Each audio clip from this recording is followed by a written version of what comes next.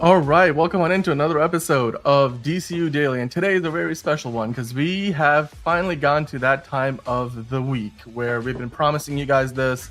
We want to get into it today. We're going to get into the full spoiler review for Superman. So it's going to be a lot of fun. I can't wait for it. Today I've got a couple of folks to join in on the panel, and then I've got some surprising news because if you guys have not seen the movie yet and you're stopping by now and like, oh, wait, you're gonna get into spoilers today? Yes, we will get into spoilers today on Superman, but on Sunday we're bringing Liz in to do another spoiler chat. So if you guys are whether you want to wait to have the spoiler conversation if you haven't seen the movie yet, or if you just want to sit on your thoughts for a little bit longer, you can join us on Sunday at 6 p.m. Eastern time. Today, of course, we're starting our first of two open spoiler chats.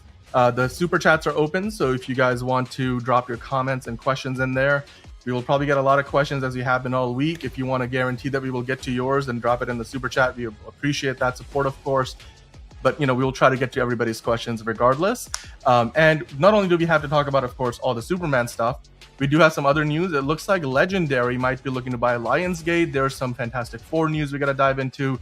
It's also Michael Rosenbaum's birthday, so we will wish one of the OG Lex Luthor's happy birthday soon. But to do that and so much more, as per always, let's get the show started. It's another project that's been blessed from the beginning. There's the shot right there. That. Okay, we don't need to see chorus. Right there. Hey, buddy. Eyes up here. Now you want to get nuts? Let's get nuts. Here we go. Victory mine. Ask me how am I doing? I'm telling you really I'm doing sublime. I never wait in a stewardess line. I just go do it. I'm moving my time. Really had nothing to do with it. How am I moving? I'm moving like you want to shine. Follow my lead. Don't listen to lies. I had to put me all on the line. That's why I know that victory's mine. I prefer Jared Leto. Hunka hunka.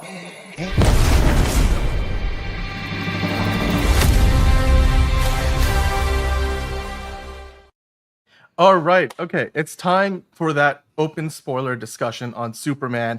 It's been long enough. We have been teasing it all week. I mean, we have talked about Superman in non-spoiler form for long enough that it's finally time. It's high time that we get into it and we get into all the spoilers. John has been holding back a few rants. And today with me, not only do I have John, but today I also have Fiona returning to the show. So I want to start off by talking to you guys and just about like how your week has been. I know, John, you literally just came out of a second screening of Superman, but Fiona, you have sat on your thoughts for a few days now from the screening on Tuesday. So let me start by asking you, have your opinions changed at all? What are you most looking forward to talking about now that you can talk about all the spoilers without having to worry about, holding anything back? Hi everyone. First of all, we got Caleb, Frankie, Right Dude, Monique, Hunter Iggy. Hi everyone. Like and subscribe if you haven't already.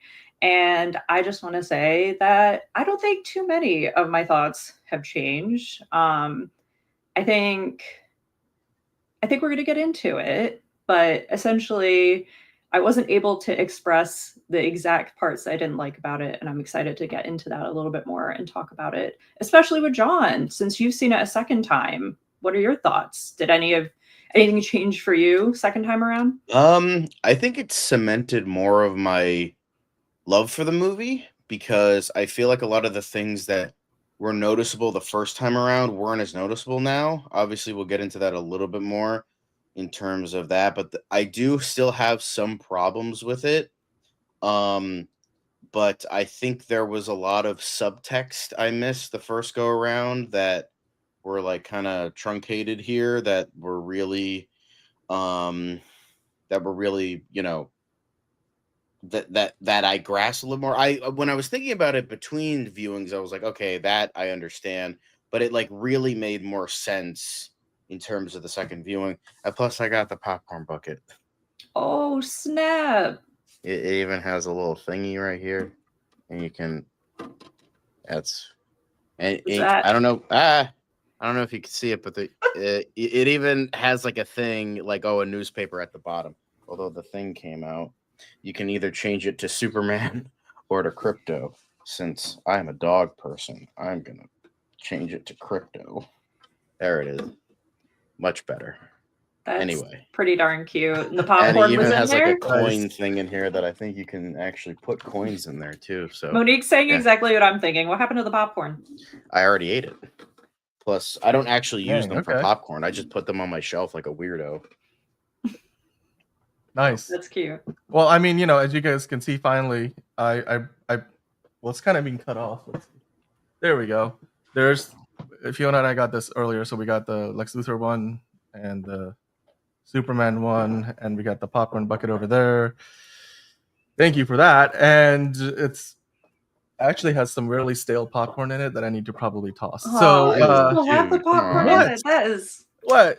I mean, at least mine still has some popcorn. Anyway, okay. Anyway, I won't go there. Please don't eat that. No, why would I eat that? But hey, you know what? We've been promising it all week. Let's talk spoilers. You guys are ready for it. Like I mentioned at the very top, we want to set some ground rules right off the top here, just to let you guys know how we're gonna do this. Hello, happy 3D model. We already have I made in the chat. Hoozy, right dude, of course, Monique, Caleb, Hunter, Iggy, Frankie G, and then of course we'll have more people stopping by and we will shout you guys out. Now, as I mentioned before the intro, but if you guys are stopping in, a little bit later in the show, you can drop in your super chats. Super chats are open. If you don't want to miss any of your questions, so we will try to bring everybody's in. I'm already putting some things aside. John is going to pick out your comments and questions. If you want to guarantee we'll get to them, just because of the way our system works, if you send in a super chat, it automatically gets saved.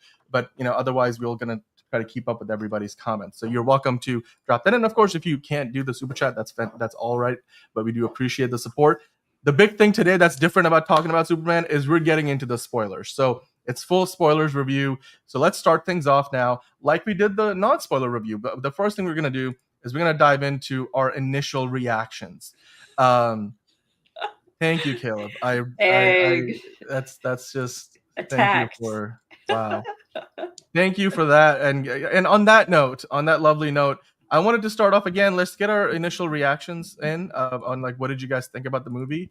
I guess John, since you've literally just walked out of another screening, I feel like it's probably a good place to start with you. What did you think about Superman? Give us your reaction to the second screening, and then also now you can talk about it in spoiler fashion. So feel free to include everything. Yes. So going into the second screening, having all of my thoughts, I read a couple negative reviews, not just to get mad at or rage. It's just a friend of mine watched the movie and he didn't like it. He really didn't like it. And so I read his review, and it's not like, oh, he's a Snyder cultist. He also hates the Zack Snyder movies too. He just didn't like this version and what the things it went for. But he's a very good writer, so his points are always well established and very well put together. So even if I never agree, I always he is a very good analysis in terms of that. So I was like, okay, I can kind of see where he's coming from. But during the movie, I feel like there was some subtext that was missed.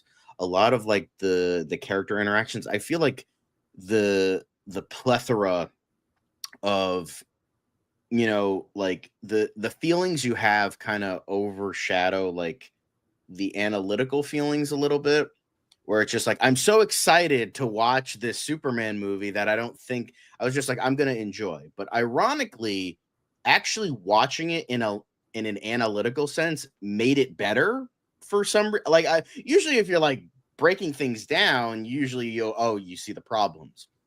But seeing it, I'm no, it actually made the movie better for me. I noticed more character motivations and stuff like that. I will say the monkey thing, it's definitely going with the context and the fact it's a pretty much just a 5-minute gag, not even it was a 1-minute gag. It made it not quite as bad. It made it okay, I think it's a little bit too silly, but I still feel in the context, and I believe Caleb said this before, it wasn't a central thing, because that was what the rumors made it sound like. It was going to be this huge thing when it was at the most a gag. And then I also noticed some more gags. I don't know, none of us noticed this. I didn't notice it until the second screening. there's actually a picture of Mr. Handsome on Lex Luthor's desk. Like, you can actually really? see, I didn't even know that. I totally did not. Right when Superman's yelling about the dog, I was like noticing the stuff on the desk, and you could see like a picture of Mr. Handsome just like right there on the desk. So I thought that was really funny. And like, bro just really doesn't care. He's like, I'll put the weird monster in my pocket universe, a picture of him on my desk. That is like kind of like a small thing of like showing the ego of Lex Luthor. Like, I can't be touched, so I'm gonna put this like mutated thing that would get me fucked right on my desk. So that was kind of nice to see.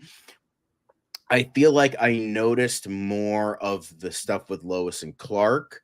I feel like at first I was like, oh, it's kind of jagged, not really great, even though the chemistry is there. I feel like there was more flow here, and that's how I felt the film was. I still think it should have got at least like 10 to 15 more minutes, but the flow I felt was better. It felt better paced. I like absorbed more. It didn't feel as choppy. I felt that I still think it was a bit awkwardly paced towards the beginning, and I still think that the second half is more memorable than the first half. But I feel like it still like flowed a little bit better. It's still a flaw. I still think the editing and pacing is still a flaw, but not quite as much as when I noticed it the first time around. I do think that wanting more is still both a flaw and a positive, because as I said, I want to see more of this world. I want to see more of these characters. I want to see this lived in world more. However, I also think that there was still not quite enough Yeah. that could have been done with a lot of these characters. I still think overstuffed is the wrong term, and I don't think it's a mess, but I just think that like there were some things that could have been fleshed out a little bit better, and I think that was maybe like making it longer. So, you know, I think that obviously I'll get into my major flaw after everyone else is done talking about it more, but yeah, that's pretty much my feelings after watching it the second time. And yes, and I know some people have noticed my shirt. The irony is not lost on me. I felt it was kind of funny. I don't have any Fantastic Four shirts, but since I saw Superman for the second time, I don't know if I'm going to see it again. I might, but it's unlikely. However, since the next major movie theater experience I have is a Marvel movie, I thought it would be funny to wear one of my Marvel shirts. So I thought that was kind of amusing. So I'm Spider-Ham. Okay, well, let's Spider. all right, so Spider Pig. all right, I'm just gonna pull in some comments right now. PLO is here, just got back from seeing it. The Watcher saying I always loved Mr. Terrific a lot, and I've read his comics, but man, he works as a live action superhero so well. I loved him, dude. Okay, so without further ado, I do have some other comments I'm pulling in. Again, like I mentioned, guys, if you have any super chats that you want to throw in with comments that you want us to address or questions, we are welcome to do that. But if you can't do that, then we'll definitely still try to get your comments in. Like, for example, Hunter Iggy, I wanted to address what you were saying earlier. Let me just briefly mention what Hunter Iggy was throwing down before. The Justice League and Superman sequels are not confirmed. What was said, I don't know, John, if you have this link. Let me see if I can find it. Basically, yesterday we were talking about this report from the Wall Street Journal. The Wall Street Journal had a report out there mentioning that they have plans over at Warner Brothers to do an eventual Justice League movie that they will be building up towards. No confirmation. It's completely just based on them saying, oh yeah, of course they're working towards a Justice League movie. It wasn't anything where they were saying it's greenlit. There's no script. There's none of that happening. At least nothing that we are aware of officially. And then, yes, as far as the sequel to Superman, John brought it up yesterday. We did talk about it, that Superman 2, basically David Cornsweet is already contracted. He's under contract for a Superman sequel. It doesn't mean there will be a Superman sequel. It doesn't mean James Gunn is working on a Superman sequel. It was just in a Vanity Fair interview where both David Cornsweet and Nicholas Hoult did like a lie detector test.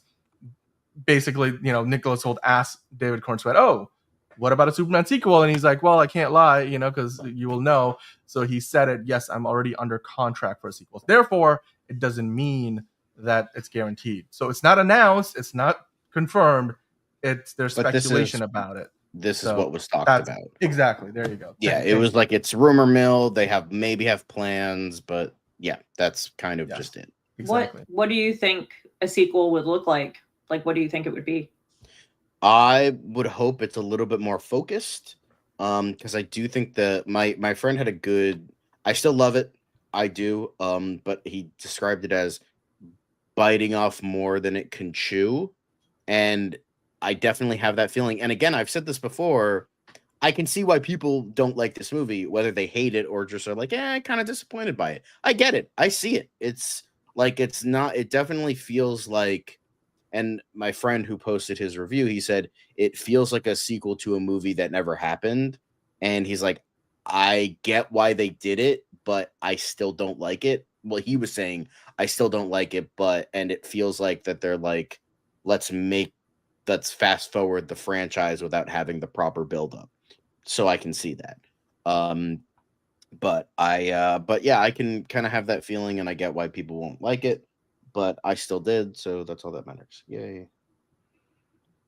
Sorry, I'm muted there. I wanted to, before we move forward, of course, John, you have given us your latest thoughts based on having just seen the movie a second time.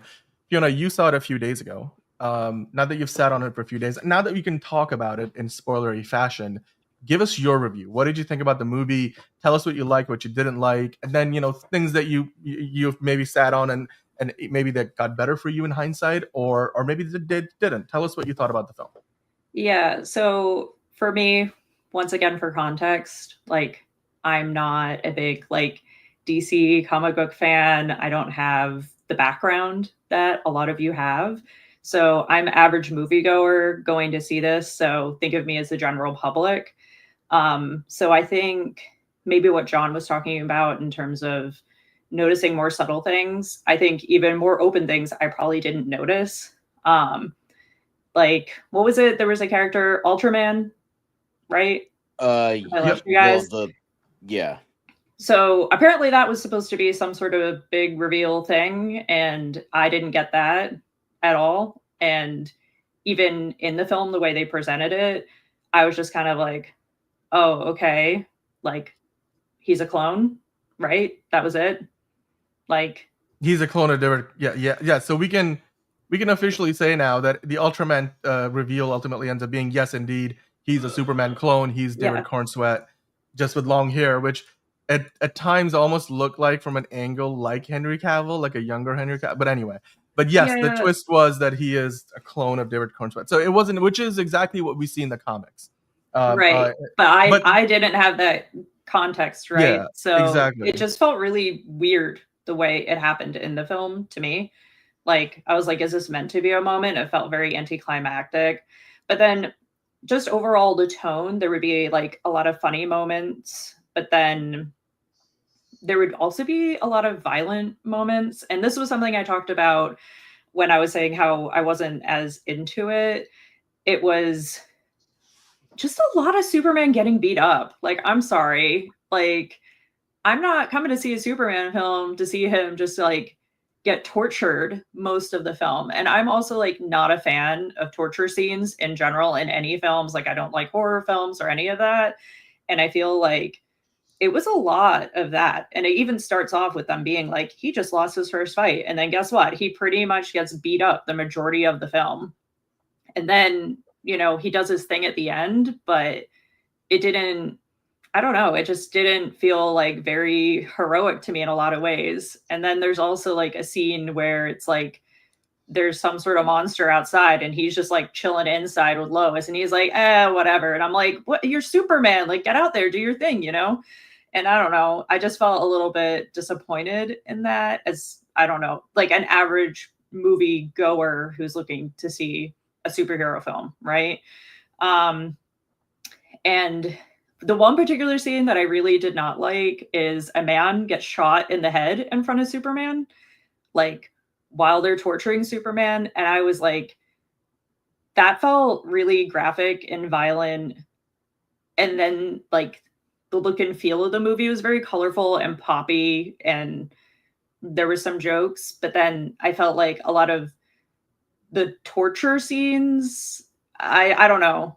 I just feel like it was really misaligned, that the tone of that. I don't know. And I don't know. I just, like I said, the pacing, that's something we've talked about. Like it just didn't quite come together for me. But yeah, I would say, I don't know. Dan and I have talked about the choreography of the fight scenes too, that they weren't as great. And yeah, I get the idea that, yeah, getting knocked down, you get back up. But I think they really showed probably more of Superman's humanity here than maybe like what I was expecting to see, which could be a good thing, right? Like maybe that's how it is in the comics, and that was the angle of it, like really showing how human he is.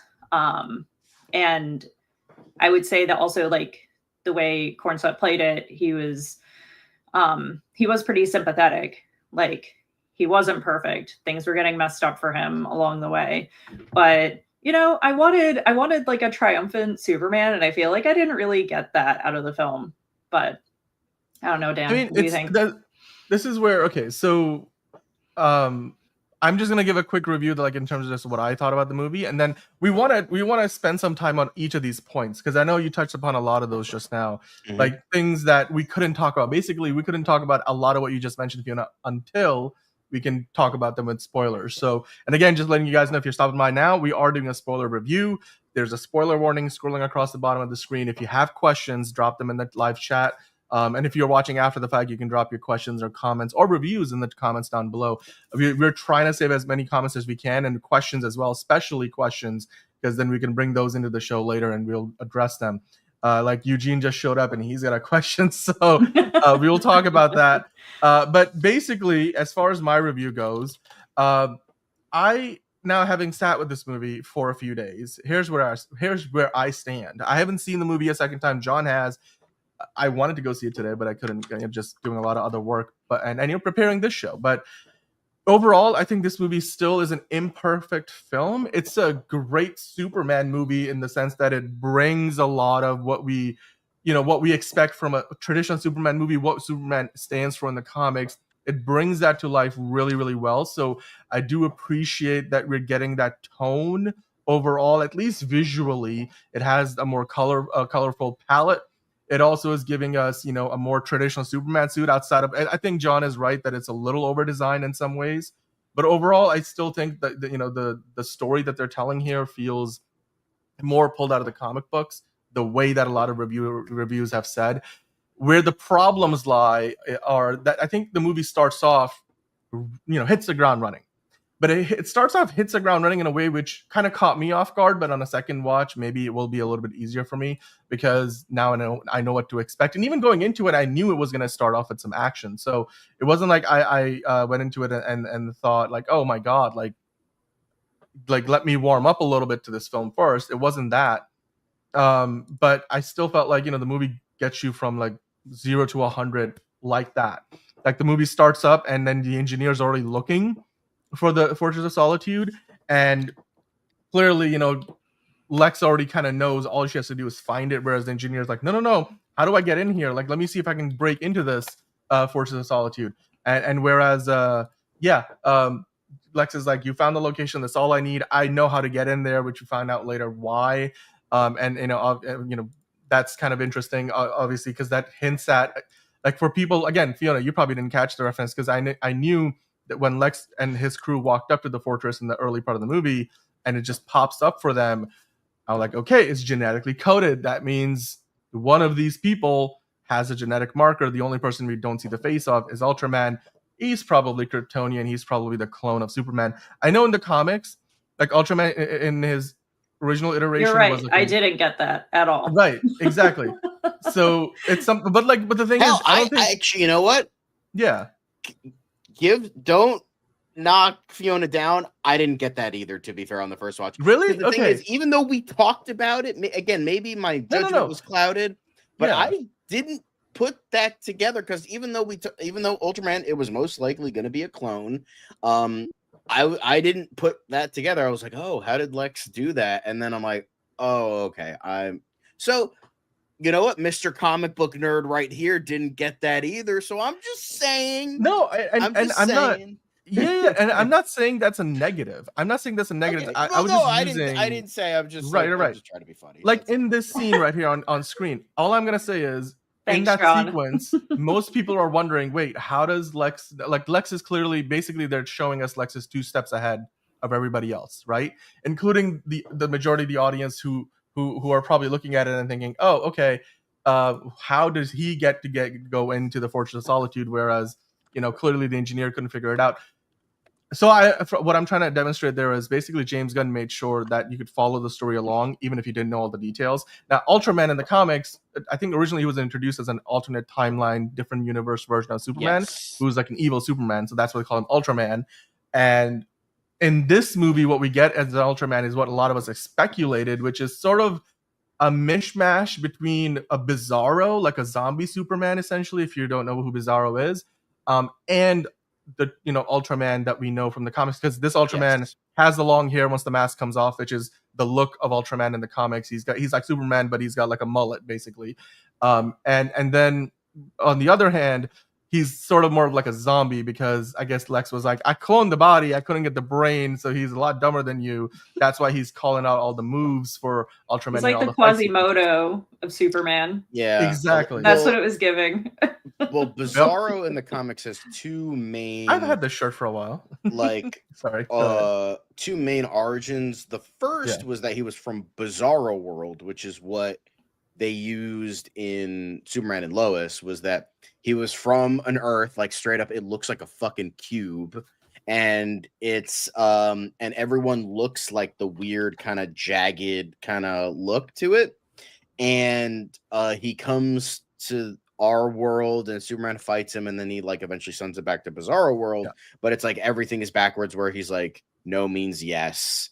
And like he talks like Kevin from The Office. Yeah. And like kind of like that. But then there's also the version where it's a clone of where Bizarro is a clone of Superman, but it got fucked up and his skin looks weird.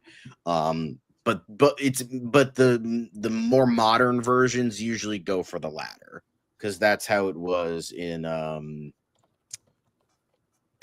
Red Hood and the Outlaws when they did that. Right. So yeah, it's they have had a couple different, and then as you said, Ultraman is the Superman of the crime syndicate, which is Earth 3, where it's not like Bizarro World where like everyone talks opposite and stuff like that. It's just like everything in terms of like it was a world where evil was favored instead of good. So like like President John Wilkes Booth was shot by actor Abraham Lincoln, like silly stuff like that. Like that's kind of what it was. And instead of the Justice League, it's the crime syndicate.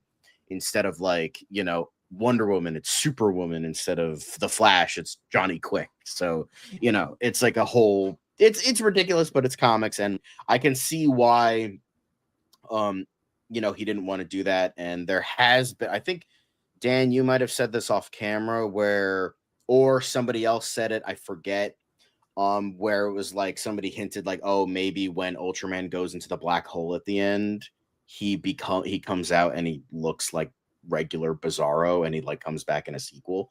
So that would be kind of a cool thing if they did that, but I can't see them doing that. Well, okay, so right, but kind of taking a step back and talking about more the idea that Ultraman we didn't need to know all of that to know what Ultraman's role in this movie was, right?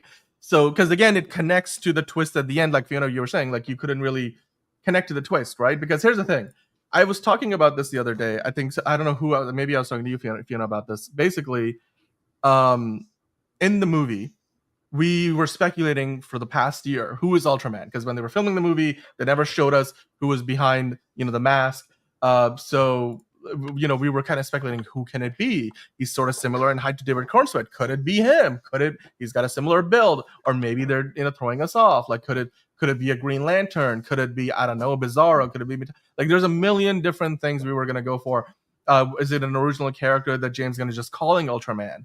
Now, that's for super fans. That then when we got to the movie, the way he plays out throughout the film, he's basically the muscle for Lex Luthor, right? He's basically the muscle. He's clearly, all of his moves are being called out. So he's sort of like, it's almost like if you didn't know any better, you might have thought he was a cyborg until the mask comes off, right? Because you don't know. That's what I thought. I thought he was just a robot.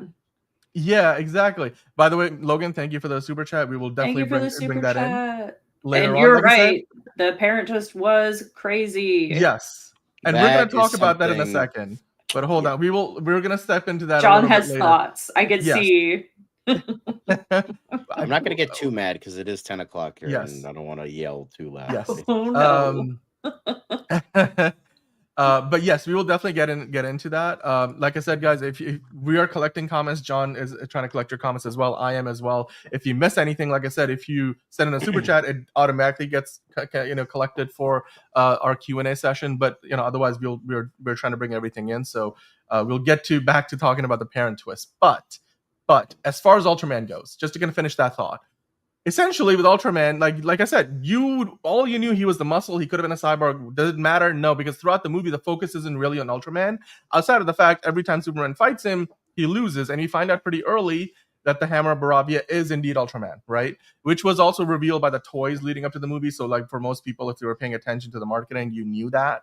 But then at the end, when the twist finally gets revealed, when we finally get to see who's behind the mask. John, I don't know if you can find that photo that James Gunn posted a while ago with Ultraman, with the mask sort of all messed up because of the fight, when they fall into the tunnel or on what was it, underground sewer system. I think it was. So at that point, you finally find out who's behind the mask. Now, this is my problem with how they handled all of this. The twist, I don't know if it was even meant to be a twist, because that's what I'm wondering. I'm like, okay, so when we find out that Ultraman is indeed, a clone of David Cornsweet, where Lex Luthor then has to on whatever microphone. I think there's a microphone or a speaker in his chest that he's talking, which they had to do a quick insert shot halfway into that conversation. I'm like, how is Superman hearing Lex Luthor's voice? And then there's a random insert shot on the chest, and I'm like, they did it more than once, by the way. It's if you blink it, you miss it, right? Because it wasn't very obvious. It's not like the Avengers where they keep doing one of these, into their invisible earpieces. Remember how that became a big deal back then? There you go. That's the photo. I think James Gunn posted this. Yeah, exactly, on his account a while ago. And hello, Nico in the chat. So and we were all kind of wondering if that was the actual Ultraman or if that was an early suit because he looked so fucked up. So the mask screwed up. So. Yeah, so basically at that point when we finally get the reveal, for those of us who are fans, we're like, oh, okay, so it kind of confirms what we were talking about. Great. Yes, Superman has super hearing, but that doesn't mean he can hear everybody all over the world. That's not. They clearly, if that was the case, they wouldn't have zoomed into Ultraman's chest 5 times like Fiona was saying. But the point is that twist does not go over well with the fans, because if you're as a super fan or people who like us who have been doing this for a year and a half talking about this movie, we kind of knew that was the most likely scenario. And then for somebody like Fiona, she was like, oh, okay, so he's just a clone. Cool. It didn't land from a narrative perspective. It was also something that didn't quite work very well. So I was kind of reminded me of actually. You know what oh my god, exactly it reminded me of?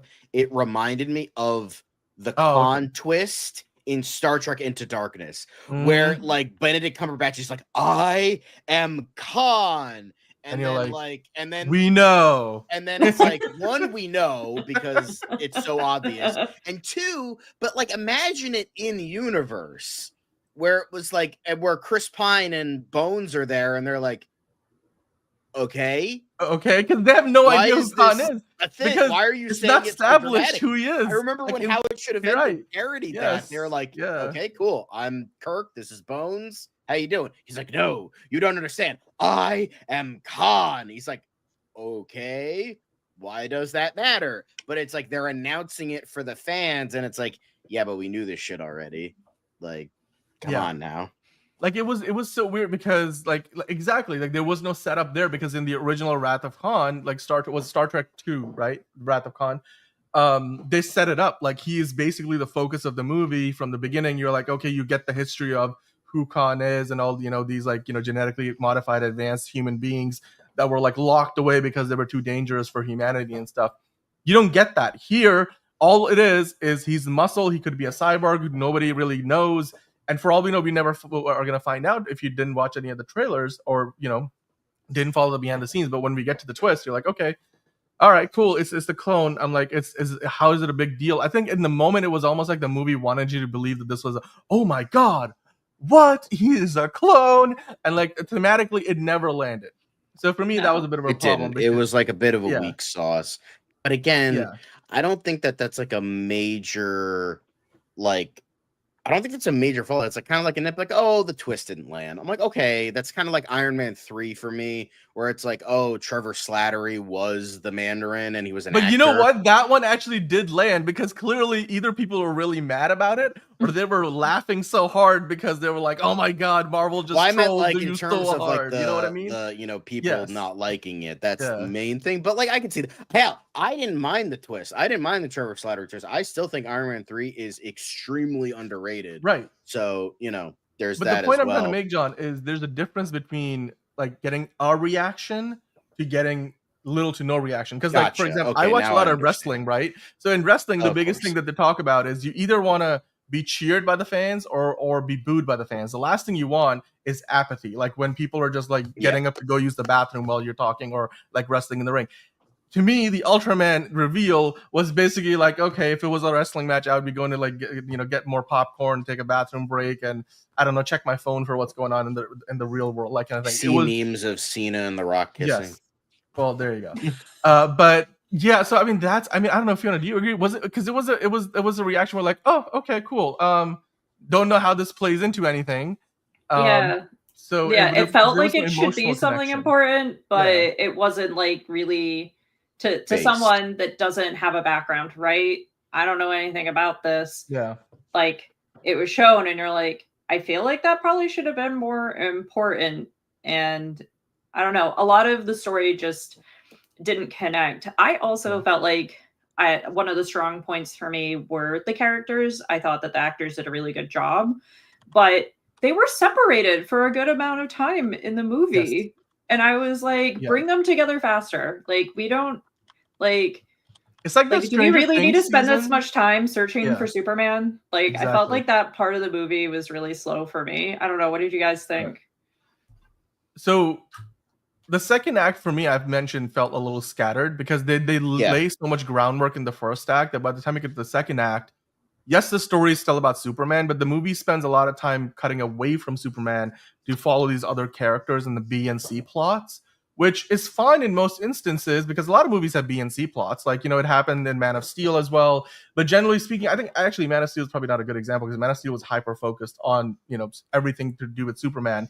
And if it was not Superman... Like Amy Adams and Lois Lane, that was still. But it didn't feel like more than one step removed, right? Like because it was in service of Henry Cavill's Kal-El Superman, because like either she was looking for him, or like Zod was finding Earth to find Superman. Like in this movie, I felt like there were things going on every once in a while where you're like, oh, like and what's going on in the scene doesn't directly connect to Superman in any way, and that's where I think it's one of those things where I will say when some of the reviewers said this felt like a Saturday morning cartoon version of Superman, the animated series, or Justice League Unlimited come to life, it felt at times like this was more of an episode of a TV show than a movie, because in a TV show, you were able to do those things. That's how TV shows are structured.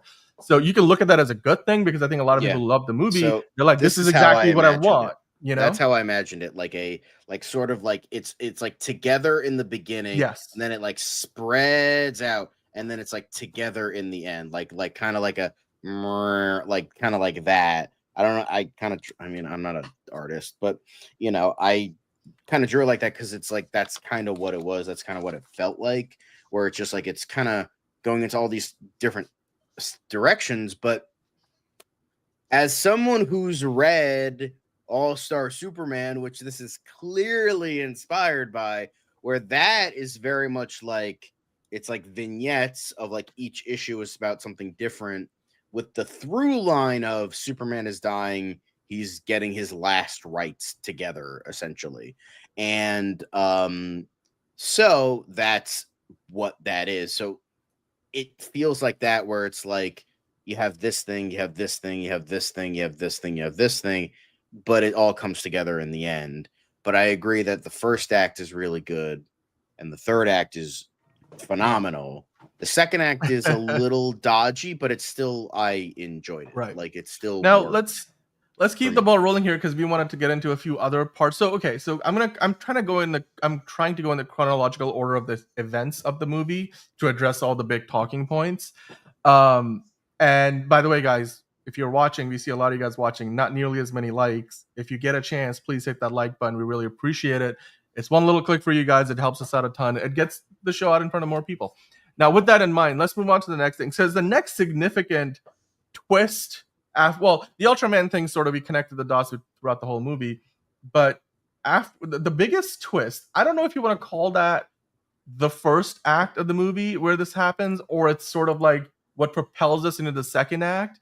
But like Caleb said at the very top of the show, so Superman's parents. Let's talk about Superman's parents, Yes. shall we? Because we know that it's Bradley Cooper is playing Jor-El. And then I forget, was it something Sarafian? Yeah, the chick from Westworld. Westworld, right? So that's where I recognized her from. I'm trying to figure out like what her name. But the two of them are playing, the parents. Now, the one thing that we couldn't talk about before is they're both dressed in the traditional, more like what we got in the Marlon Brando iteration, like with Christopher Reeve Superman, the white suits. Like unlike in Man of Steel, they completely changed the look of what the Kryptonian, costumes would be, or like their garb. It's like Warcraft in space. Yes. Whereas now we're going back to that more like the white, regal kind of thing.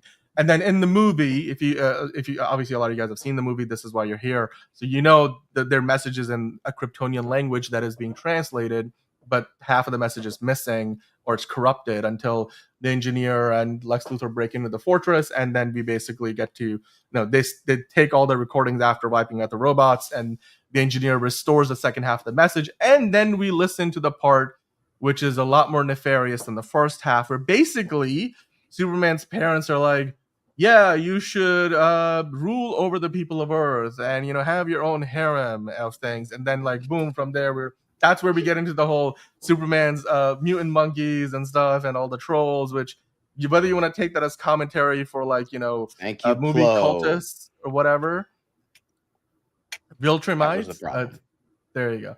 But in general, this is the thing that Liz is going to talk about on Sunday too, that she had a big problem with. And this is where I think John is going to have a rant. So before, John, you get to rant, because I know you have a problem with that too. I thought that twist was weird, because I think most people's initial reaction to that twist, that Superman's, parents are essentially like the Kryptonians have a very different set of belief system, I guess, where they're much more like, a tyrannical kingdom versus, pro-democracy or whatever. Like the ideals, the American ideals that Superman grows up on in Kansas with his Earth parents, the Kents. It felt really off type, because again, James Gunn has been saying we're getting back to a more traditional iteration of Superman, or we're getting back to the more classic iteration. Whereas this, it definitely did not feel like that. And then it happens so early in the movie. It's almost to the point where the movie itself, like the world of the movie, is like, wait a second, they're even doing like, second takes and like spit takes talking about, oh, is that real? Like, are you sure you didn't doctor that? Surely you doctored it. Even what was it, the president of the Baravia, right? Or whoever, like somebody's walking with Lex in the movie. They're like, so like, what's the real message actually say? He's like, no, I didn't have to change it. That's actually what his parents said. I didn't even have to do that. Like his parents did the job for me, so I'll be like, okay, so I guess that is a real thing. Like his parents, like that message actually says that, which it's just meant to be a great character development moment for Superman. And obviously has to sit with it. My problem with that is also then when Superman like learns about this on the news, from there to his acceptance of like, okay, so I'm gonna really lean into my Earth heritage more than my Kryptonian heritage, and yes, I guess that is what my biological parents said versus what what who I grew up as. The through line for me felt really scattered, because in between that character development that has to happen for Clark, so many other things happen where I'm like I can't follow that emotional arc very closely because the plot is going in a million different directions, and that's what was part of me feeling like really scattered in the second act of the movie. So that was my reaction, and obviously I'm like, really, did we need that? Like, do we need that twist? Like, did you need to make Superman's Kryptonian parents evil in that way? Or like, not evil, but I guess it's more of a sense of like they have a different culture, and so for them that might be completely normal. But obviously, for us, like, I mean, again, I guess if you're in China, they're like, yeah, that's great, good for you. Like, I don't know, I'm not okay. I'm not gonna speak on the behalf of the Chinese audience, but like that shouldn't be the case. But I'm just saying, like, communists versus capitalists. It's like, is it a commentary on that? How are they gonna address it? There's all of these things, but I clearly had a problem with that. I wasn't comfortable with it because I was like, okay, that completely changes things. But in the context of the movie, as long as it didn't ruin the rest of the film, which it didn't, it just is something weird that you have to sit with. Yeah, I think Ben Affleck's Batman is like, if there's 1% chance that his Superman is gonna take on a harem, then we will have to take it as an absolute certainty to wipe him out. He's like, he's not our enemy. I'm like, I don't. Me, it's not like, even about the parents. Yeah, like being evil. It's the fact that they were like, Superman has a harem, and I'm like, right? Wait a minute. And then that's what started trending, obviously, which is like in the movie. And once again, this could also be. You said it was PG-13, right? When I asked you, because I'm like, it's a pretty maybe hard they just should have gone full R on this thing, because I mean, a man gets shot in the head. They're talking about harems. I was sitting like next to a 9-year-old. I'm like, is this all okay? Like, I don't know. He was having a conversation with his dad the whole time in the movie. He was talking to his dad the whole time. I was like, Daddy, what's a harem? Like, I don't know. But I just feel like, once again, like, putting that in is like, hey, look, we're like happy, we're goofy, but Superman's might be evil and has a harem. I was like, wait, what is happening here? Like, it did confuse things a little bit for me. It was kind of, I mean, I thought it was funny, and I know it wasn't even meant to be funny. Right. But I don't think it was meant to be funny. I think it was more, it was shock value. A lot of it was just like, it shocked people, and I think that was partly the intention, but I don't know if that was the right thing to do. I don't know, John. I mean, you had probably the strongest reaction to this part of the movie. Go off, John. Go off, and King. You're the most familiar with the comic book heritage of Superman. So like, what did you think about the whole Superman's parents are, well, their traditions don't exactly agree with the ideals that we associate with Superman. I mean, like, sitting on it, like, I get it, because it's like, it's an alien civilization. They don't have the same cultures as we do, so like, to them this is like okay. I get it. Like, kind of like there was like the whole thing with like the Orville season 3 with the Diet Klingons, I forget what their name was, but like essentially where they have like the whole like, oh, their entire like race is males, and they change like the gender when the baby's born and all that.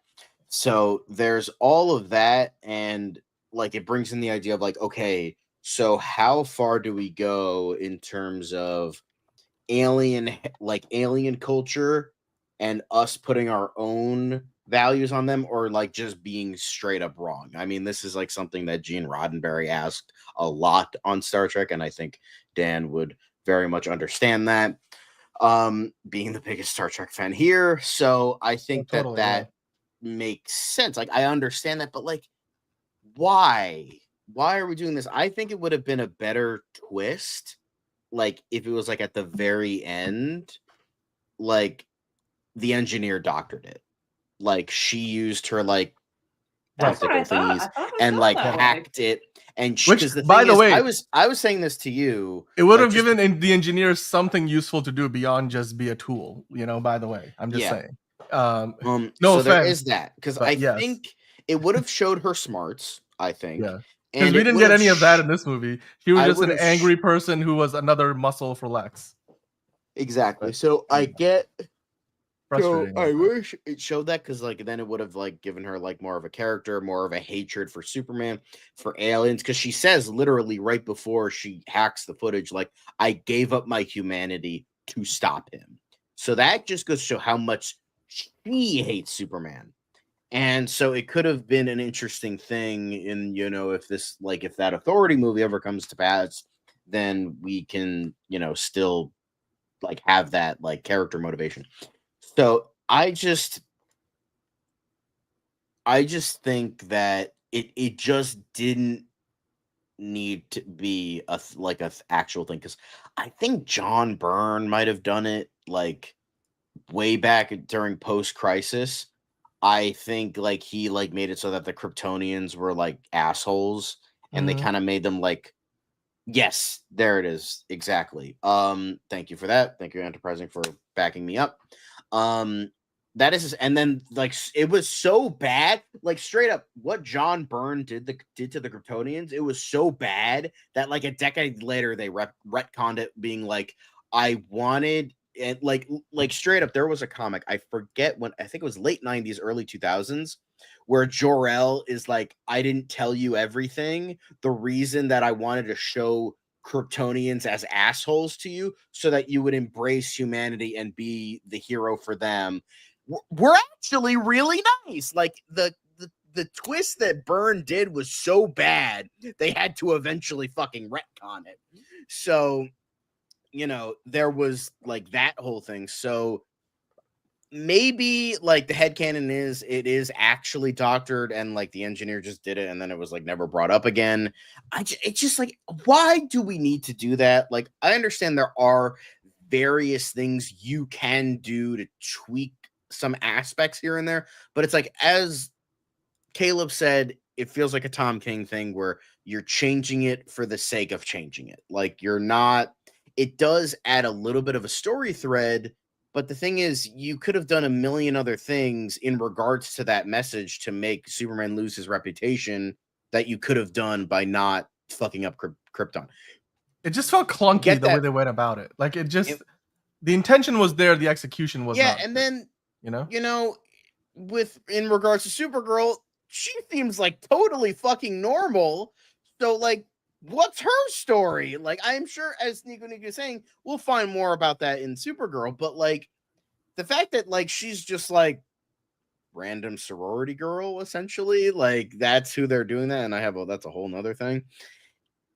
It's just, it feels weird that it's like you have Superman's cousin, Supergirl, and she's like fine. So like, my theory is actually this.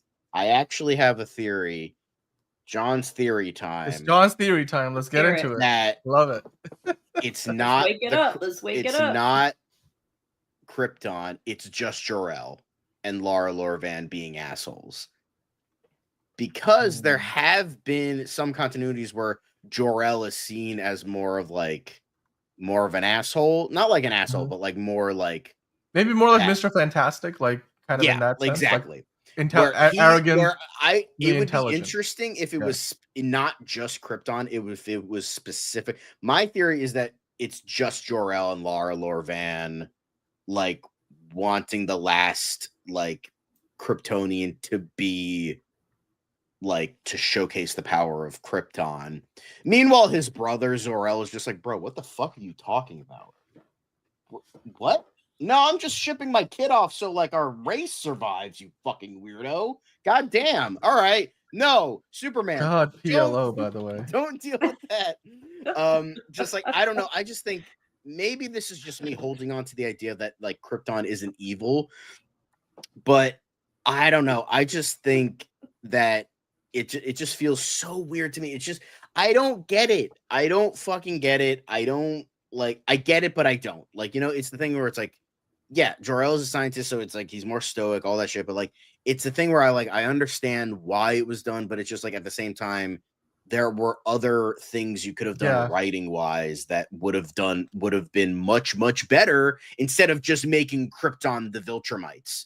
Like, why? Like, I mean, Caleb made a joke earlier. Like, he keeps making the joke of like, somebody watched Invincible. Like, oh, hey, look, let's just make like them the fucking Viltrumites. Let's just make them like the evil, like colonial. I mean, it's Colonists, Yeah. whatever, colonialism, fucking Krypton for no reason. It's just like, I don't mean, it's know. I just- feel like it's- that's pushing it too, but I don't know. I mean, I guess like it's that thing of one man's trash is another man's treasure sort of a argument. Again, that's a bad analogy, but the point being that they have different belief systems and values, so maybe that's what it is. Like their values are trash, but like to them they're really great. I don't know. Fiona, what do you think? Because the fact, look, just before you answer that question, the fact that everybody in the chat is coming up with like a million different theories. Oh, maybe it was Brainiac messing up the message. Which again, I'm not making fun of the theories. I think the idea that we all want to somehow justify the fact that this was actually not, a real message, that they're gonna retcon it later and be like, no, Yeah. it was still actually like, doctored in some way. I think it's just another part of this movie It's- that was just oddly dark. Yeah. Like it Like, just it felt just- like, yeah. wait, this doesn't seem to fit in the tone of this particular film. Like there just seemed to be a lot of like oddly dark moments, and I don't know if it was meant to be for shock value. Maybe. I don't know. What do you think? I don't know. Considering like, I think it's just different strokes for different folks, because this is just kind of like another thing for me. Like I'm steeped in horror movies. Like you can see the Evil Dead poster behind me. Or it's like literally this movie. This is one of my favorite movies of all time. I love it so much. But like literally in this movie, somebody gets R-worded by a tree. Like it's just like that's like, and I just see that as normal. Like I'm not saying that's like, oh, that's a normal thing to do. I just see that. I just watch a movie like, oh yeah, that happens. And it's just like nothing really screws me up unless it's like Eli Roth's Hostel or something like that, where it's like so abhorrently excessive, where I'm like, okay, or like Human Centipede, or I'm just like, all right, that's enough even for me. So like a gunshot to the head, or talking about a harem, or that kind of thing, like, and like brainwashing and like torture and like abuse. That's like I'm unfazed by it. That's the better word. I hear you by it. So like, that's kind of how it is for me personally. And that's okay. That's perfectly fine. I hear you. But then for everybody who complained about the tone of Man of Steel with snapping necks and stuff, that did not fit Superman and how we expect Superman to be, you can make the same argument. What the hell? Like, this is also not something that to like. I think it's the also tone, not so much the idea of those things happening. It's them happening in this film. Like, it didn't align for me. Like, if it did happen in like whatever the Henry Cavill ones, that had a very dark tone to it, right? So yeah, which also visually was very much, at least that movie visually matched like the thematic nature of the movie. Here it's like a very bright poppy color looking movie that feels like it's made for kids to watch. And then it had like the kind of goofiness to it, and then it did that, and then you're like, what is this movie? Like what's the point of view? Maybe that's it. Like I just feel like there wasn't a clear point of view. Like it was like, let's just kind of throw in a few of these different things and then see what sticks. Like it wasn't consistent, maybe. I don't know. Yeah. That matched with the pacing. I just felt like, I don't know, it lost me a little bit. Yeah, because I mean, and again, Fiona's coming at it from a standpoint of not I'm the general public, right? The general public, right? So there's also a lot that John, like, you've probably read the comic books and this sort of stuff happens in it. So you're like, yeah, this totally makes sense. So I'm somebody that doesn't have that context as well. Right. So. No, that's what I'm saying. That's not a bad thing. Obviously, you're more representative of that. So, Yeah, and then I mean, yeah, of course it worked in Lex's plan to frame Superman. I mean, he even said it, dude, I was gonna probably doctor the shit out of that and then pretend that it's real, but I didn't have to because Superman's parents were douches anyway. So it's like, great, it just worked out. I mean, what I hate about like screenwriting where there's look, good screenwriting they tell you does not have anything that involved that is a matter of convenience or just happenstance. There's like the Deus Ex Machina concept has everything to do with and it was all a dream, right? Like it's you never want to see something where it comes across as, oh yeah, it just turned out to work really well in my favor. I'm like, to me, that felt like a bad screenwriting decision where it was like, oh, it wasn't doctored. No, it wasn't doctored. It's a shock value didn't work. And like you could make the argument, does that fit into a Superman movie? If this was meant to be a more quintessential Superman, I think there's several things in this movie that don't feel quintessential Superman. That being one of them. Speaking of which, I know you guys have already talked about it multiple times, and I feel like we're talking about some negative stuff like in a row here, but we will get to more of the positive stuff too. Because, for example, I loved every moment that the Kents were on screen. The moment when, like, Ma Kent is calling him, and he's like walking into work as Clark before he gets told, like, oh yeah, I think the point was to be, Superman's ass. And he's like, oh, I didn't get his cat, not entirely, but like before all of that with Jimmy Olsen and Lois Lane. You hear the phone call, and it's very relatable, right? Because it's like Martha Kent is having a hard time, getting that phone call to work, and you can tell, like, Pa Kent. The characterization of Pa Kent in this movie was so perfect. As somebody who enjoyed the DCEU, I think this is very different from that in all the right ways, and I really love that. Like the Pa Kent in this movie were fantastic. Speaking of like going from the Kryptonian parents to his Earth parents, I think James Gunn did a fantastic job of introducing us to, Kent's in a very different light than what we got in the previous movie. I don't know what would you say about that? I mean, Fiona, was that something that you noticed was a particular highlight for you, or did you not care so much about it either way? Like, how would you talk about like the Kents? Because again, this Superman now leans a lot more on his Earth heritage, so they will need to be there. I mean, I don't think either of those will be going away anytime soon, unless, of course, they go the route of Pa Kent has a heart attack, falls over on his farm, and dies. But at least in this movie, how did you like the Kents? Because they become such a focus of the movie. I think like I said, I think the casting and the actors did a really nice job. And some of my favorite moments were when everybody was sort of interacting and not separated. Mm-hmm.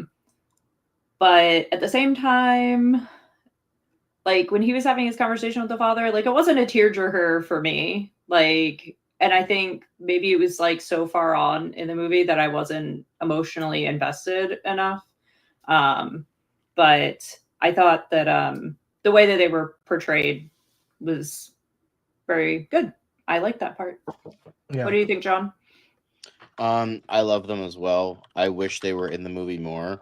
I think it showcased why that these characters are here and they're beloved, and I like how ironically, and it seems like James Gunn was definitely inspired in terms of like the was definitely inspired by the post-crisis stuff, because you have both Kents alive and you have Krypton being assholes. So, I think it's kind of weirdly interesting how they definitely went for that, because that definitely didn't seem like a inspiration, but it definitely seems like the case, because it seems like they're borrowing more from that. So yeah, I think it's definitely interesting, and I liked Pruitt Taylor Vince. I liked how he was very human. I wanted to see more of him. I liked how, Martha was just like this cute little old lady kind of thing.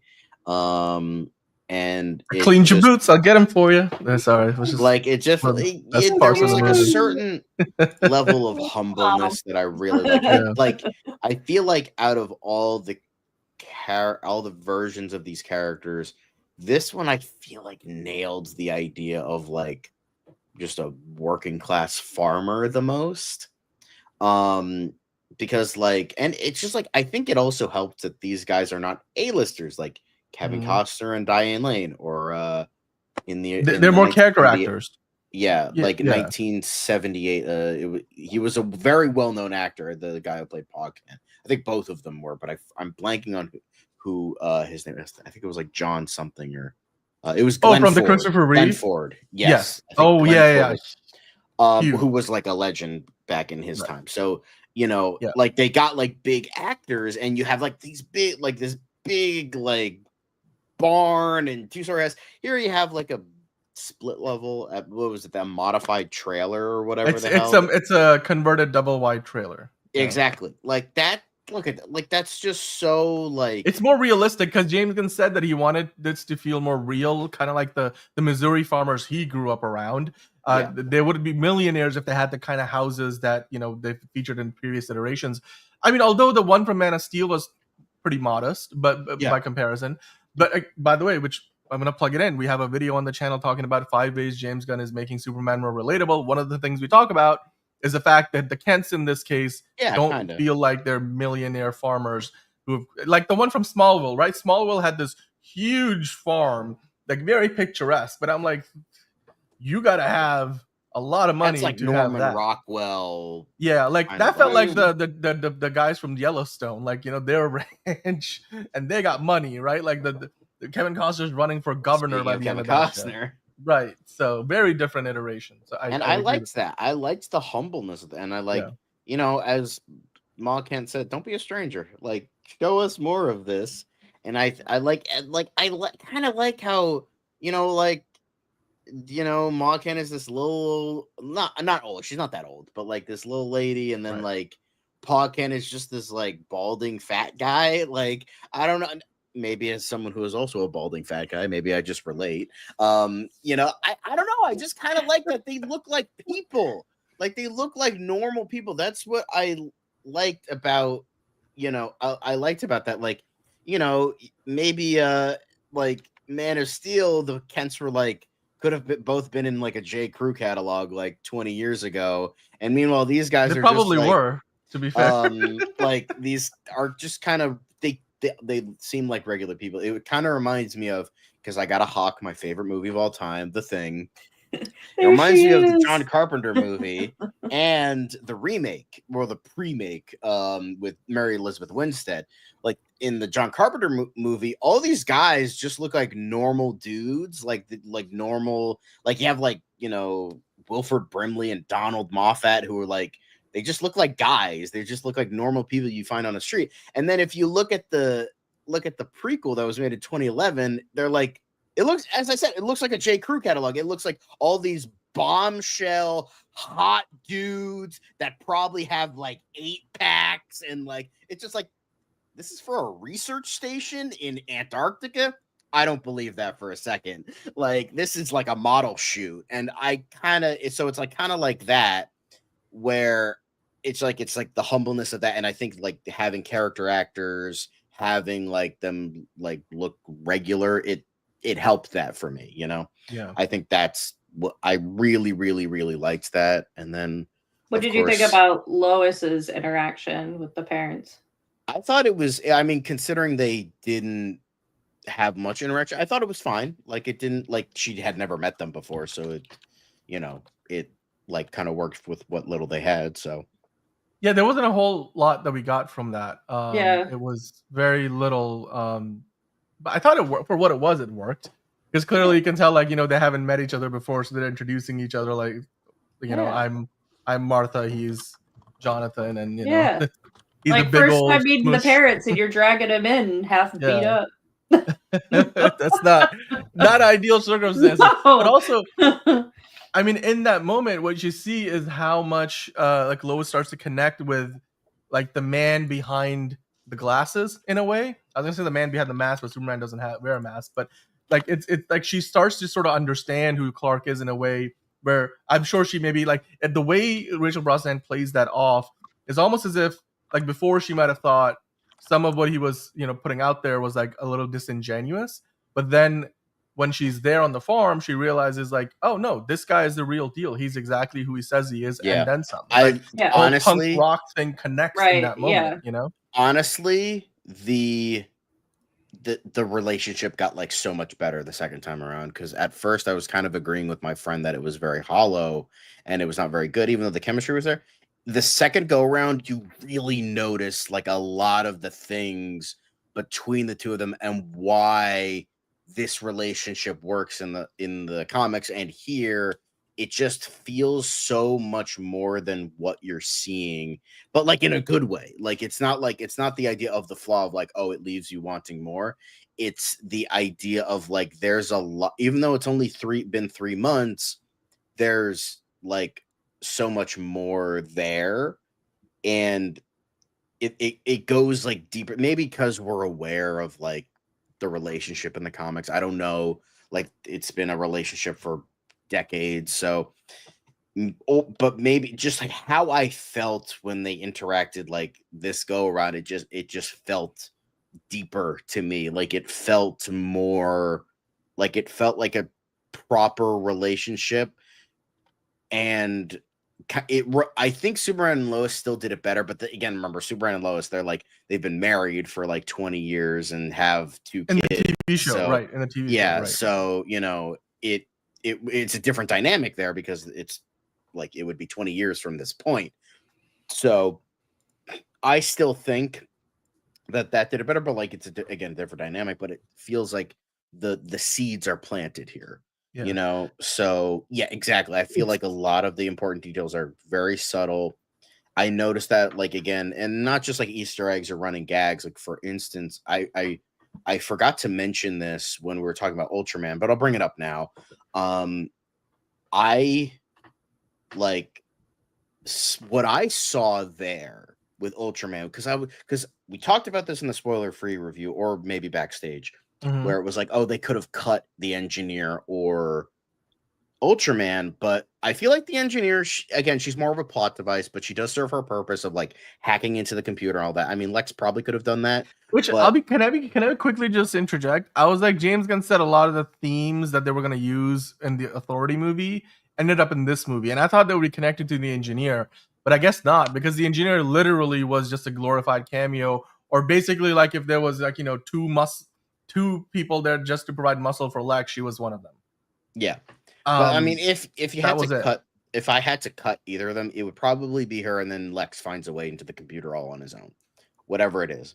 Because like he should be able to, like he's smart enough, right? I feel like the Ultraman, the twist was underwhelming. I agree, but what I liked about it, and I feel like what James Gunn was doing, and why I think Ultraman matters in the end, was because Superman was fighting the man that Krypton wanted him to be.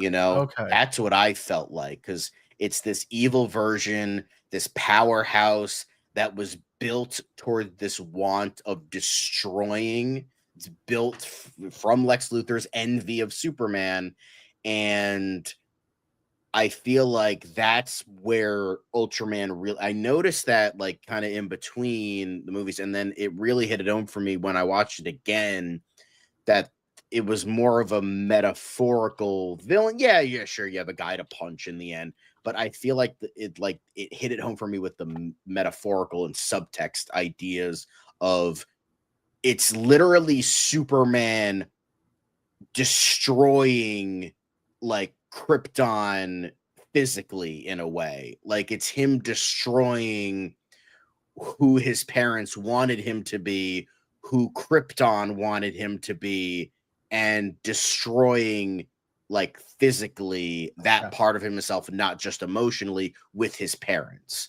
I feel like that's what it was for me, and why like I think him going into the black hole, which is like usually in space, I feel like kind of added that as well. At least to me. Yeah. I understand if like people didn't see that, that's fine. But that's that was in the pocket dimension, right? By the way, I did want to quickly point out the thing about the whole pocket dimension situation. And when we first hear, this is like a small detail that Mr. Terrific mentions. He says like, he tore a hole between 2 universes to create a pocket dimension. And I was like, that detail was not lost on me, Mr. Terrific, because when you're saying a hole between 2 universes that's making this pocket dimension, that means there's another universe on the other side. And I wonder when they're gonna address that whole situation, because are there other people? Like, because in the Peacemaker trailer we've already seen he shows up in another alternate reality. So I'm like, I wonder how that's all gonna tie into this. So But again, I would say I think the way you're explaining it works, but I don't think most people will get No, that I don't think. I message think out that's of why it, right? it took me a It's not second perfectly watch done. to really get that, but I think Yeah. it was there. I think there was Yeah. enough of it there to me. Now, I want to kind of pivot a little bit because Fiona, I want to bring you back into the conversation. And I know that for you, one of the things that didn't work in this movie was like you didn't really buy the relationship between Clark and Lois as much. So, and I think one of the scenes that you particularly pointed to was like this scene here, when in the movie, the marketing everywhere, we thought it was going to be some really big, significant plot point. But then in the movie, it's something completely opposite, which is fine. That's just the way it was. And they never promised us anything, one way or the other. But here, basically, there's like, oh, there's a galactic imp in the background, and like the Justice Gang's got it. Meanwhile, they're just having more of a conversation about the relationships. So, like, how how did that come across to you? And can you just give us more of an idea of like why maybe you didn't buy their relationship as much? Because I know Bridget also the other day mentioned that she didn't quite buy like the chemistry. And I know you had a similar reaction as well, which is kind of interesting because, again, for a lot of people, they seem to think the chemistry was one of the best parts of the movie between Clark and Lois. So can you kind of expand on that a little bit for us? I don't know. I don't think I ever said that. I think I thought it was one of the parts that was believable, like the characters and stuff like that. But I guess if I had to take an angle on it, I'm like, yeah, 3 months is like pretty like early on for like a lot of this, right? But you also have to think, I guess, about the context of like she's literally dating a guy who's a superhero. So I guess that would speed things up. But I don't know. Yeah, I guess it was like that first meeting was like cute and kind of flirty, and they were doing the little interview thing. But then like he got up and he stormed out, and when he left, you saw her like look over her shoulder. Like you could tell that she was like, dude, you're like meant to come back. Like you're meant to He like just fight left. for this. Right, And he just right. like left. Right. Which I don't know. I mean, there was I felt like John was saying, there was a sense of realism to this relationship in the sense that they don't treat it like some romanticized thing. They do kind of give you some twists and turns. Like there's definitely a couple of moments in the movie where I was like, oh wait, are they gonna actually break up? If we didn't know any different, like But it goes from that to also yeah. like her literally crawling like into like what is it, a pocket universe to try and find this guy. So Which right, but do you think that was more because that was Lois the reporter, or clearly they were trying to like walk the line between she cares about this person, but also she's like this intrepid reporter who's chasing a story or doing the right thing? How did I mean, for how me, did it you came understand across that she was pretty specifically looking for him. Like, because when they were like, oh, like, why are you looking for him? She wasn't like, well, I'm a reporter. Like, she was like, like, I just happen to know who he is kind of thing. I think Like, it was I'm a bit his of both. friend. I think know. it was like, you know what? I think it was she was in denial and said it was for a reporter thing. And maybe it was a little bit, but I think it was like her talking with him and like him saying sorry and like having all this happen. She just like like going through all of this, she realized, oh, he's a really great guy and I really love him. And then that was truncated with That's why I asked about like how you guys felt about when she went to his parents' house, because I felt like that was like the turning that was point. a big realization. Because Yeah, even no, I though get it wasn't a very like long part at all, I think a lot of her questions got answered then, because then she kind of understood his authenticity. Yes. So I think that's what really brought it in there. Sorry that I misrepresented your question, but I do think I think that works. I think that I agree with that. I think that was kind of where it was, and I seeing that here, it like really brings it into perspective a lot more. But Yeah. I thought they were pretty authentic though. Like I once again, I think I probably would have liked to see them together more in the Yes. movie. I think that's they what it were was. separated for too much of it. I would have liked to see more scenes with them. Yeah, I think that was part of my concern too, but also I think it's just so here's the thing, right? Like some movies, so like Christopher Nolan, for example, his Dark Knight movies, they always put the character ahead of the plot. And I think I'm realizing as we talk about the movie more, you can definitely see, because for example, we talked about how Clark has to like go from like, oh my god, the shock of his Kryptonian parents maybe were not exactly who they thought they were, versus like, you know, the parents that he, you know, grew up with, the Kents, and who he identifies a lot more with, like the whole nature versus nurture argument. But his journey from one side of that to the other becomes secondary throughout the second act to the plot of the movie, which is what is Lex up to. And it seems like Lex is doing, you know, fighting this two-front battle where he's on one hand doing a magic trick. Essentially, like a good magic trick is all about the distraction, right? And Lex's distraction is literally like, oh, look at this thing, the Jaharnpur and whatever's like with Baravia situation. Meanwhile, he's trying to like destroy Superman's heritage, and, you know, obviously through the social media and everything. So the whole character development of Superman kind of gets put like in the back, honestly, backseat, I guess. And then that's fair, M2G. That's fair. Yeah, you know, she's like, "You got a dog? Why did you say sooner?" I mean, I think that hooked me. Now I'm yours. Yeah, it does. I can relate to that sentiment. I can relate to that sentiment. Where's Zelda? She's asleep at her right feet. Oh yeah, that's where she likes to hang out. But no, now you can't move again. You can't move again.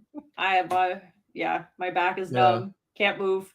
Well, as far as adding an extra 30 minutes, let's kind of talk about, because there's a big thing in the second act I still want to talk about, but I do want to get into the editing and pacing, because we've all kind of pointed out that was, even the people who love the movie, like John, you enjoyed the movie more in the second viewing, but you still think the pacing, the editing was a little choppy. So I'll ask you both. Let's start with Fiona. Like, do you think that they could have used an extra 30 minutes because it felt like they were jumping around too much and they needed to kind of like massage some of the plot points a little bit? Or do you feel like they could have taken some more stuff out and then it would have felt more succinct? How would you deal with the pacing issues, or like it felt a little scatterbrained at times? Would you add more or would you take away more? How would you deal with that? I would probably like shorten like the second act a bit and then have a longer third act. And I don't know, it would either be that way or add the 30 minutes to the end, I guess. So no, I could see that. I will be watching. I don't think it needs a half an hour. I think that's a bit too That's a lot. Much. I think maybe like 20 minutes at most. Maybe like 20 minutes at most. Yeah, like 10 to 20 minutes. I mentioned earlier figure drawing, by the way. I don't know if you were watching at the time, but basically I was saying this movie definitely felt like it was more like a TV show, because there was a lot of like B and C plots going on, and they jumped around quite a bit. And John referred to it as, it felt like more like vignettes. And I think that's a good way. Because that's how All-Star Superman is, so I get that. But sometimes that doesn't translate well into film, so. Yeah. Interdimensional imp. Mr. Mixsplit is probably going to be in this Universe Watcher, because I definitely think James Gunn is going to lean into that. The whole Baravian subplot could have been simplified and not be as complicated. 100% agree with you. That was one of the things that was one thing Dan said. Yeah, it was over the top. And then, okay, now speaking of which, because I think we have to talk about the two people that get blatantly murdered in this movie. One of which they decide to cut away from. The other one they completely show you point blank, because I want to have this conversation for real. And I think we've been jumping around it because we couldn't really talk about it in earnest without spoiling it before. But John, Fiona, and then even Liz, when she's on Sunday, I'm sure she's going to mention it too. In Man of Steel, this show Superman snapping Zod's neck, and that was a huge problem for a lot of people. And then if you look at the behind the scenes of the movie, Christopher Nolan, who was one of the producers on the film, was like, you guys shouldn't do this. But the David S. Goyer and Zack Snyder convinced, you know, the folks at Warner Brothers that let's try it. Like, it's absolutely necessary in the story. I think it works, but most people did not agree with that decision. Yes. And then also the other side of that conversation was in this movie, like Fiona, you mentioned, it's this tonal inconsistencies in the sense that this is meant to be this like much more poppy, bright movie. Like one of you guys mentioned, it was post-crisis Superman with a Silver Age, you know, tone, or like, you know, cosmetically, visually Silver Age, but thematically it's more post-crisis Superman, which it's hard to balance those two very different tones. But one of the big things that happens in this movie is that, like what you said, torture porn, which is essentially when Superman is being tortured by Lex Luthor. I immediately was like, oh, is Lex going to be doing using some enhanced interrogation techniques? And holy shit, does he? Because he plays Russian roulette with the man who saves him or not saves him, but gets him out of the hole that we see in the trailer when Superman's fighting the kaiju, and he comes over from like his hot dog stand or something, or shawarma stand, and he comes and pulls him out of the hole. For whatever reason, Lex goes and gets him, and then we have seen the rest of the dialogue in the trailers where he's like, I'm gonna get your parents too, and what about that reporter you give interviews to? I'm gonna get her too. And he literally point blank shoots the guy, and we see it. They don't cut away from it. They do a whole like rotating camera move, so you sort of are like not seeing it, but like you literally see a man get shot in the middle of the movie. We're like, whoa, hold on. How does this fit into the rest of this film? This is a Superman movie, right? All of a sudden, because even in The Dark Knight, which is admittedly a lot darker of a movie, like every time the Joker kills somebody, they cut away from it. And you would say definitively The Dark Knight is like probably thematically a darker movie. But here, for the first time, I mean, I feel like the only reason they got away with it as a PG-13 rating is because they did not show any blood splatter. Otherwise, I was like, that right there was about as close to crossing the line as possible. And I still have a problem with the idea that they did that. And that was what I was calling earlier in the week, the whole John Wick moment. I was like, okay, you know what, Superman, you can stab Lex's neck. I don't care. I'm fine with it at this point. But I really had a problem with that whole sequence because while it worked to show Lex Luthor as like very diabolical and menacing, it also just didn't fit with the rest. I mean, I just had a hard time reconciling that with the rest of the movie's tone, or at least the visuals of the film, because, and you don't see that in the animated movies. Like you don't see that in the animated shows. That was the one thing that it completely stood out from the rest of the movie. And Depends then because the even later in movie. the film, well, I'm saying in general, we're talking about the DC animated universe. Outside of the stuff that's really, really dark, like the Killing Joke, like for the most part, you don't see that. And then like later in the movie, when the president of Baravia gets murdered by being like tossed off, well, by being basically tossed in the middle of the air by Hawkgirl, who like takes him out of his castle and then drops him like 200 feet to his death.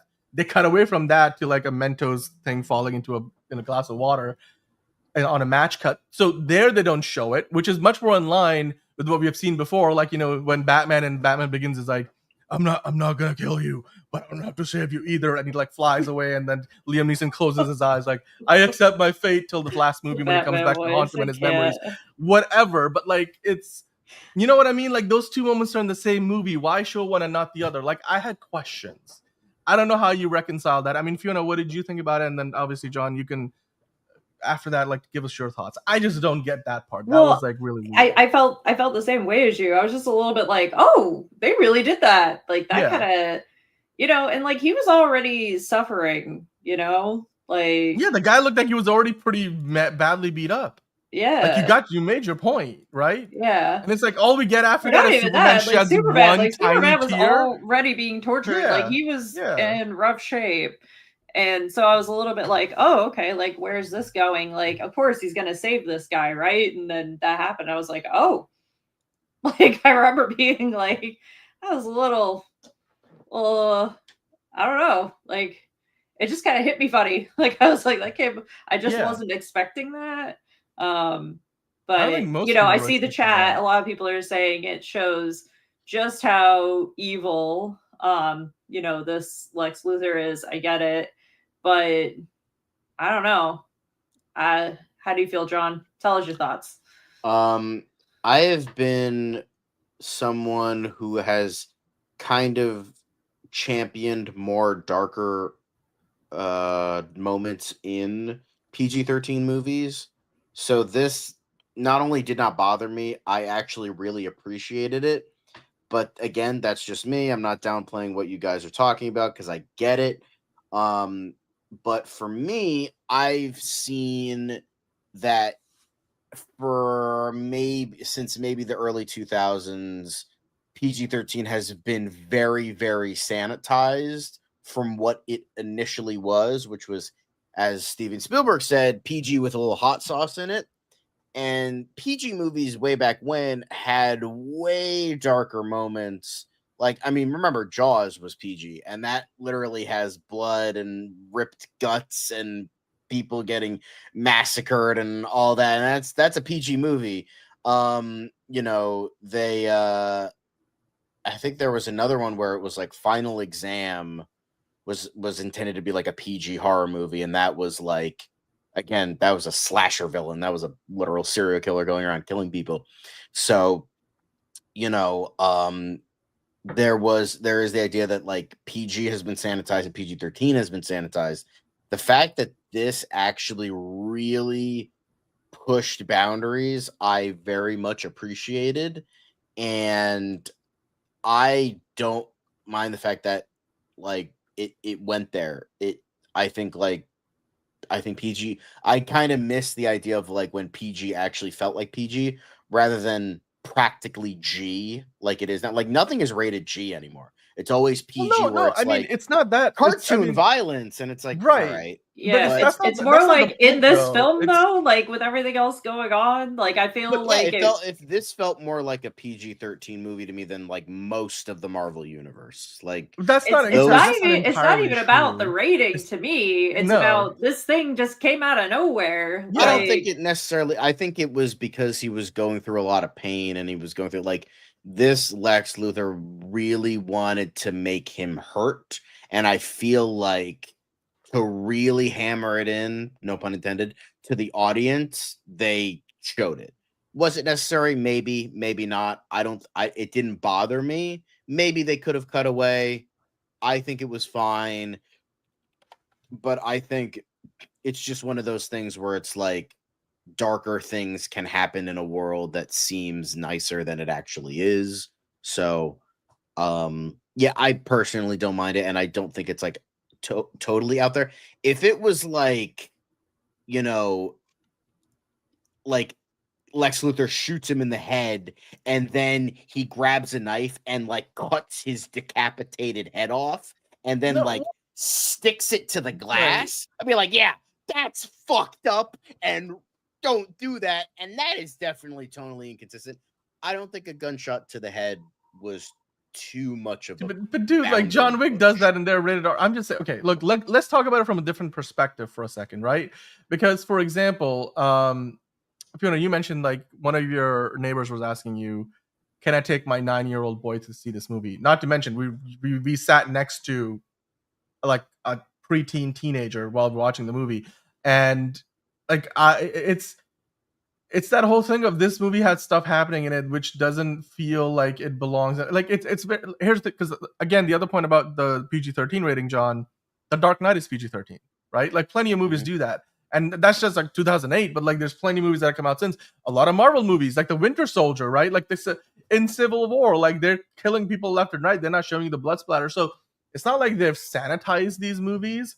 Like Marvel, the Star Wars, DC, they've all had that kind of stuff. Like even in Black Adam, I feel like they definitely had some stuff that was walking the line, especially with some of the flashbacks with the Dwayne Johnson character. But it's not the whole thing of like if you're a parent, if you're an uncle and an aunt, like would you bring like your kid to this? Like especially like, you know, anybody who's, I don't know, like 12 or younger, like because you would have some questions to answer, whether it's the harem comments, the guy getting shot in the head, stuff like that. Like I don't know if you know what did you think about it from that perspective, because that's really where I think it's a very specific way of looking at it, because this movie was marketed as everything but that is clearly in the film, and we're not the only ones who are reacting negatively to that, because I mean the rest of the movie is pretty bright and you know, it's tonally very poppy and also has a very hopeful message. We love that. But then there's these moments.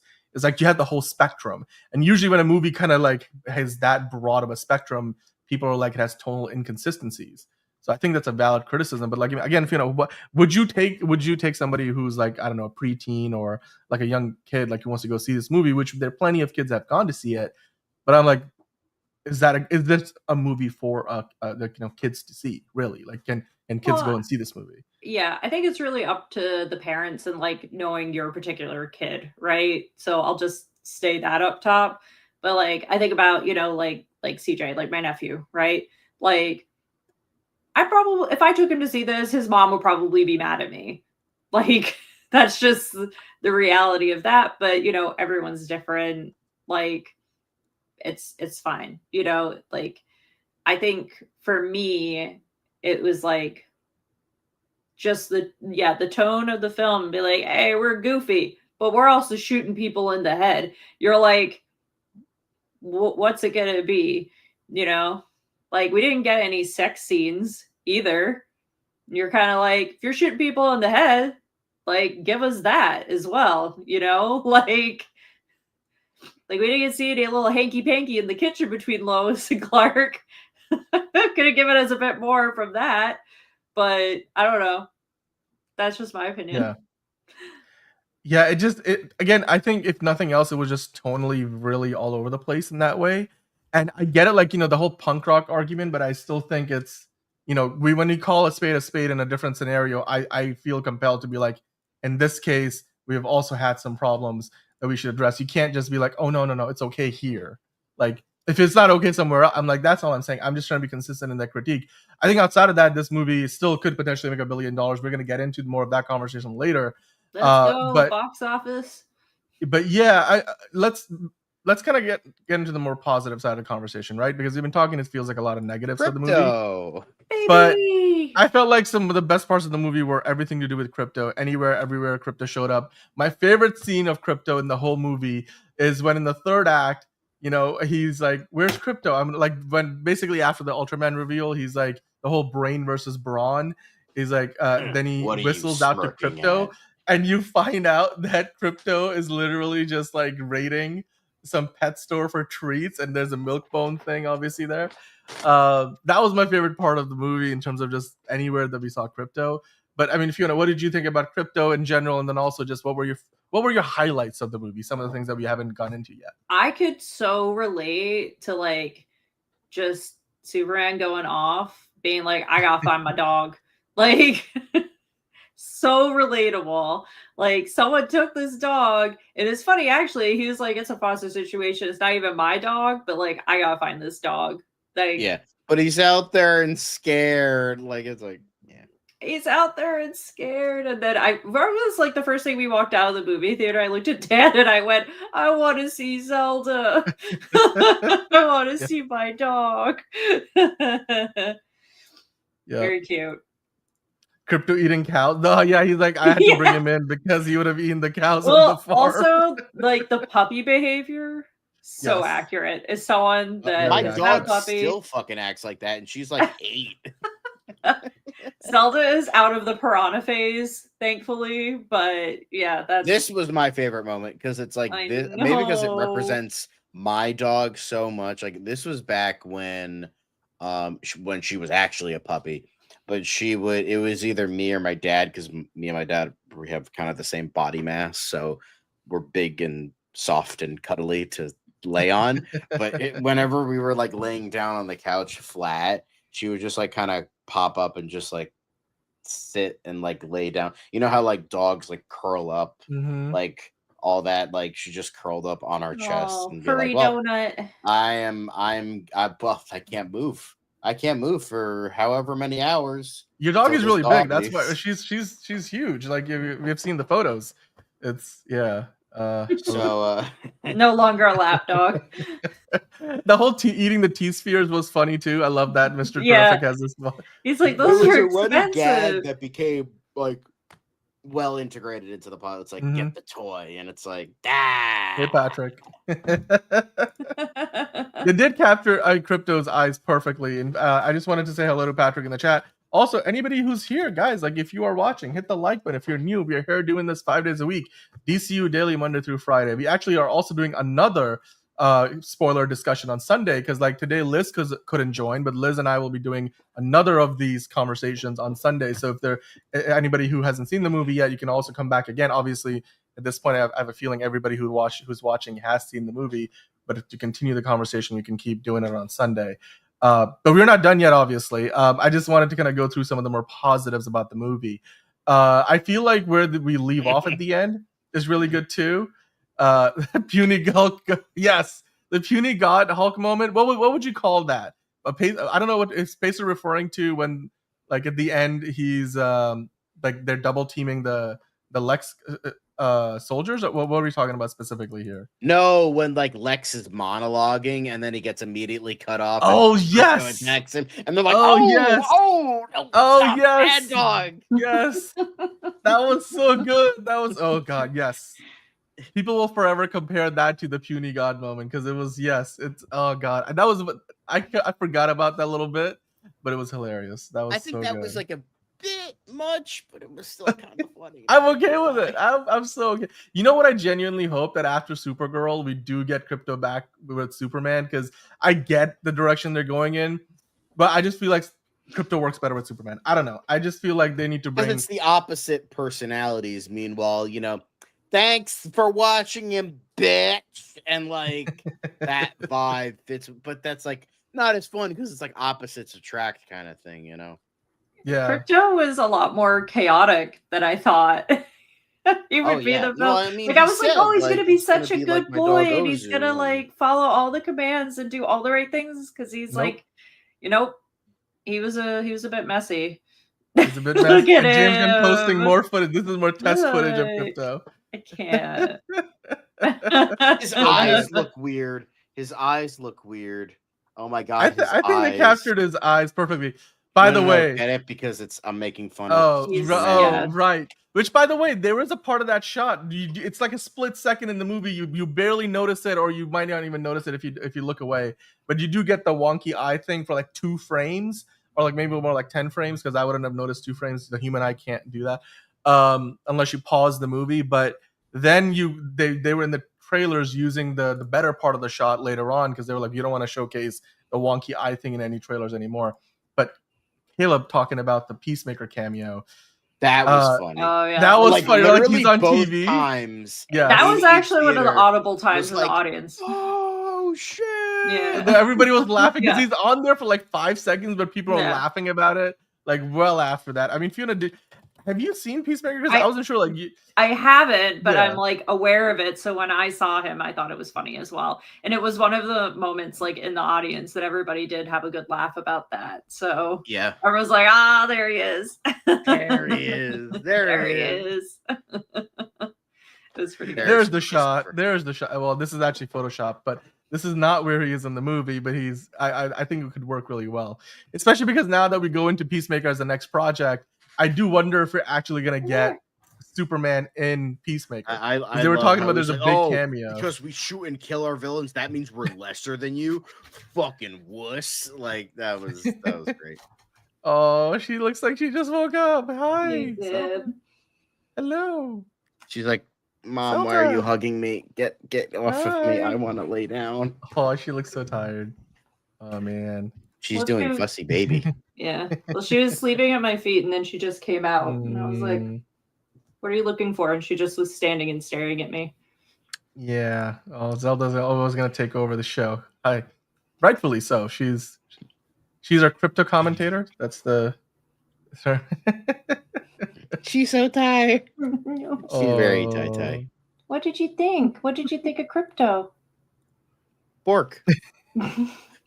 Zelda, can you speak? No? You're too tired. Oh, too tired. Oh man. Oh, I lost my headphones. Ultraman Luther's dog. Thank you for that. That's funny. Ultraman Luther's bitch. Okay, well, I don't know. They didn't go that far. Dang, They didn't go that far. Wow, you said it. Oh God, Zelda! I wish I was there hugging Zelda right. Anyway, okay. So, what else? There was also obviously we have to talk about since we're talking cameos. Supergirl cameo. Oh, there's John's doggy. Okay. So cute. And the Superman. She's wearing the bandana. Sorry, you can kind of see a glare a little bit. There she is. Look at the bandana. So cute. I think I have a couple more. Yeah, here's another one. Here, hang on. Here's another one. There she is. She has her toy in her mouth. Oh. And there's another one. There's my foot in there. I'll try not to put my foot in there. There's another one. And there's my fat little fingers in that one. Because I was like trying to get like her, but I was also trying to get the bandana too. Oh, and here's my blizzard. Anyway, that's enough now. I need to get another one of those blizzards. Yeah, because I don't know if I showed these on. John, your dog looks guilty in that first pic. Nah, she looks like she's like ready to fight. But this was at my local Dairy Queen. That was the Superman poster, and then like the actual like flavor right there. Dude, I could use. Hey, what was the flavor? It was cake batter cookie dough. You can kind of. I want to try that. I want That to sounds try kind it. of good It's right now, not as though. sweet as you think it is. Like I know because I know Liz was like, "No, I don't want to get it because it's too sweet." But it's honestly not as sweet as you think. It was very good. I so wish I was like right next to Zelda right now. Sorry. Now I'm just gonna be. God. Okay. I think she All is right. wanting to move over to the bed. Mm. Here you go, puppy. Super dog But playing. speaking of cameos, let's quickly talk about Supergirl's cameo. We all knew Supergirl was gonna be in the movie. She's not in there for very long. She's really in there just in the third act after things kind of finish up, and there's almost like it's like a resolution Don't post scroll climax too scene. far, Sean. Sorry, So, read the comments. So funny. Y'all are funny. but what did you think about Supergirl's cameo? I mean, Fiona, you had probably very little knowledge of who Supergirl is meant to be in this universe, and so how did you take that? Like, what was your reaction in the moment? Like, she walks in and there's Kara Zor-El. It's played by Millie Alcock from I House of the even Dragon. Like, I didn't even know. I had no context for it. So like I think someone else asked, they're like, "Are you excited to see Supergirl?" And I was like, "Not really. I don't know." But hey, maybe like has there been a Supergirl movie before? John, you want to take that one? Wait, what was it again? Has there been a Supergirl movie. Supergirl movie before? Yes, okay. 1984, 3, Oh. 4. Okay. It was not very good from what I've heard. I've heard like bits and pieces are like kind of okay, but it's like overly long. It's not all that great. Helen Slater's kind of a bit of a bimbo-esque naive kind It's of very character. dated. The whole take is very dated. It's I very think. dated. It's like she's just like, "Oh, I'm just gonna go into danger and save the day." Like it's like kind of a little bit awkward there. And then you had the next major live action was the Supergirl show with Melissa Benoist. She was great. The show wasn't. I think much like Grant Gustin, her, maybe even Stephen Amell, maybe even Ruby Rose as Batwoman. I think they all deserve like one more shot as the character because I feel like if they played like the characters proper, it would have been so much better. Because like Grant Gustin was good, Melissa Benoist was good, Ruby Rose for the most part was good. It's just that the writing failed them so badly. It's just like, God, I really wanted to see them done right. But she was good. I feel like it worked with what the show was. It's just like it was just the CW writing just was bad. And then we had Supergirl in the Flash movie, which was she was good. It's just like the movie sucked. So, we don't. I do like. I mean, obviously, costume matches, the crest matches, the colors match what we see with Superman. I really like the outfit. Yeah. So, and then you could clearly tell like she's more of like a teenager, sort of. Although I guess she's just turned 21. Is that the idea? I don't know, Although she's technically older, but like what? I don't know what. I don't know what the context is because we don't know if it's like they're gonna do the Argo City thing or they're gonna be like, oh, they were shipped off at the same time and she got caught in like the Phantom Zone or something. And I think the idea was, didn't he say that she actually watched other people on Krypton die because she was older? I mean, obviously Kal-El was like a baby, like just born when he's shipped off, but like she was older. Like and it's just like, but yeah, they have to explain the time difference, right? Because she's obviously now younger than Kal-El, even though she's, I guess, originally at least 10 or so years older than him. So how do they explain that? Would be interesting. But yeah, they also didn't quite give us the full look at her because she's wearing this trench coat kind of a thing. But Millie Alcock, I think so far in the very brief look at her character, looked perfect. And I'm sure she will do a great job. So I think anything else that you guys want to mention before we move on? Because we have a few other, like, I will say that we got to get into. I am on the fence on Supergirl. Like, I trust the people who've like read the comic and like it seems like they're following that, where it's like she's gonna grow as a character, but like the idea of her being like a douchey sorority girl, thanks, bitch. I'm like, oh, that's really fucking rich. I hope that like in the movie she grows and she doesn't like isn't that the whole time because it's just like ugh, gross. No, Yeah. I don't like that. I don't like that at all. By the way, Steven coming in with the hot reveal that this movie now has an A- cinema score, which is the same as the Batman and also Man of Steel. So there you go. But I do get the whole relativity thing. Like, I guess Superman's thing went through like some kind of hyperspace, and Millie Alcock's Supergirl does not go through that process. Well, And how I she travels to know. Earth. So In the Supergirl show, she yeah, got trapped in the Phantom Zone. That's what stopped her from like right. aging and all that. And then she gets lands on Earth after the fact. So Right. after Superman is grown and shit like Yeah. that. And then, but I think in the New 52, like she got trapped in the gravity of the sun, and she was like revolving around the sun for like 20 years, essentially like supercharging her cells, which is why in the New 52, Supergirl is arguably more powerful than Superman because she absorbed more yellow sun radiation. So there was that as well. I think that's what Yeah. it was, but I don't know what the main continuity is. I don't know what Yeah. Rebirth did or what it is. So yeah. Yeah. By the way, I don't think anybody on this panel expected Lobo in the movie, right? Jason Momoa's Lobo. I don't think any of us were expecting to see him. It would have been interesting, but I mean, we were gonna see Lobo and Supergirl the movie next year. Yeah. But yeah.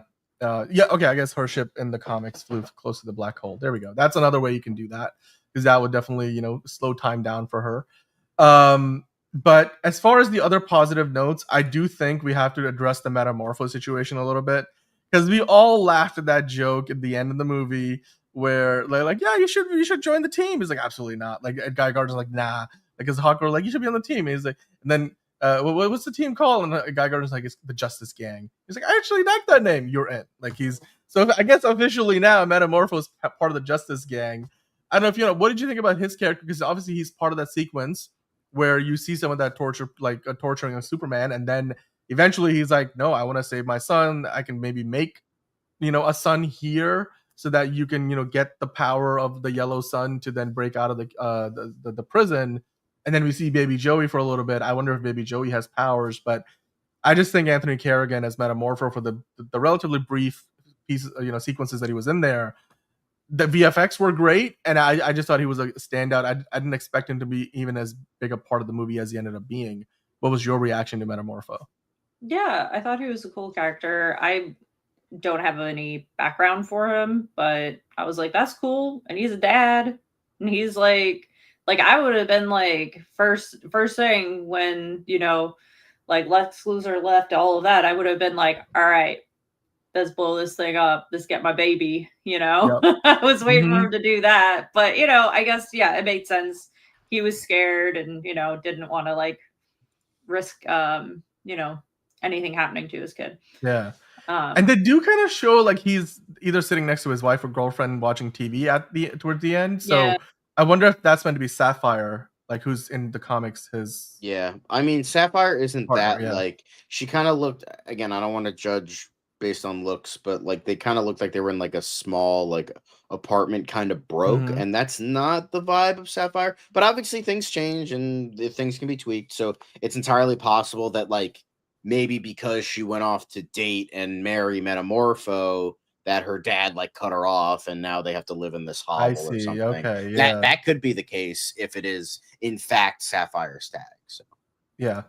And then, by the way, I do think that the Justice Gang and Nathan Fillion killed it. Every time Guy Gardner was on screen, he was entertaining.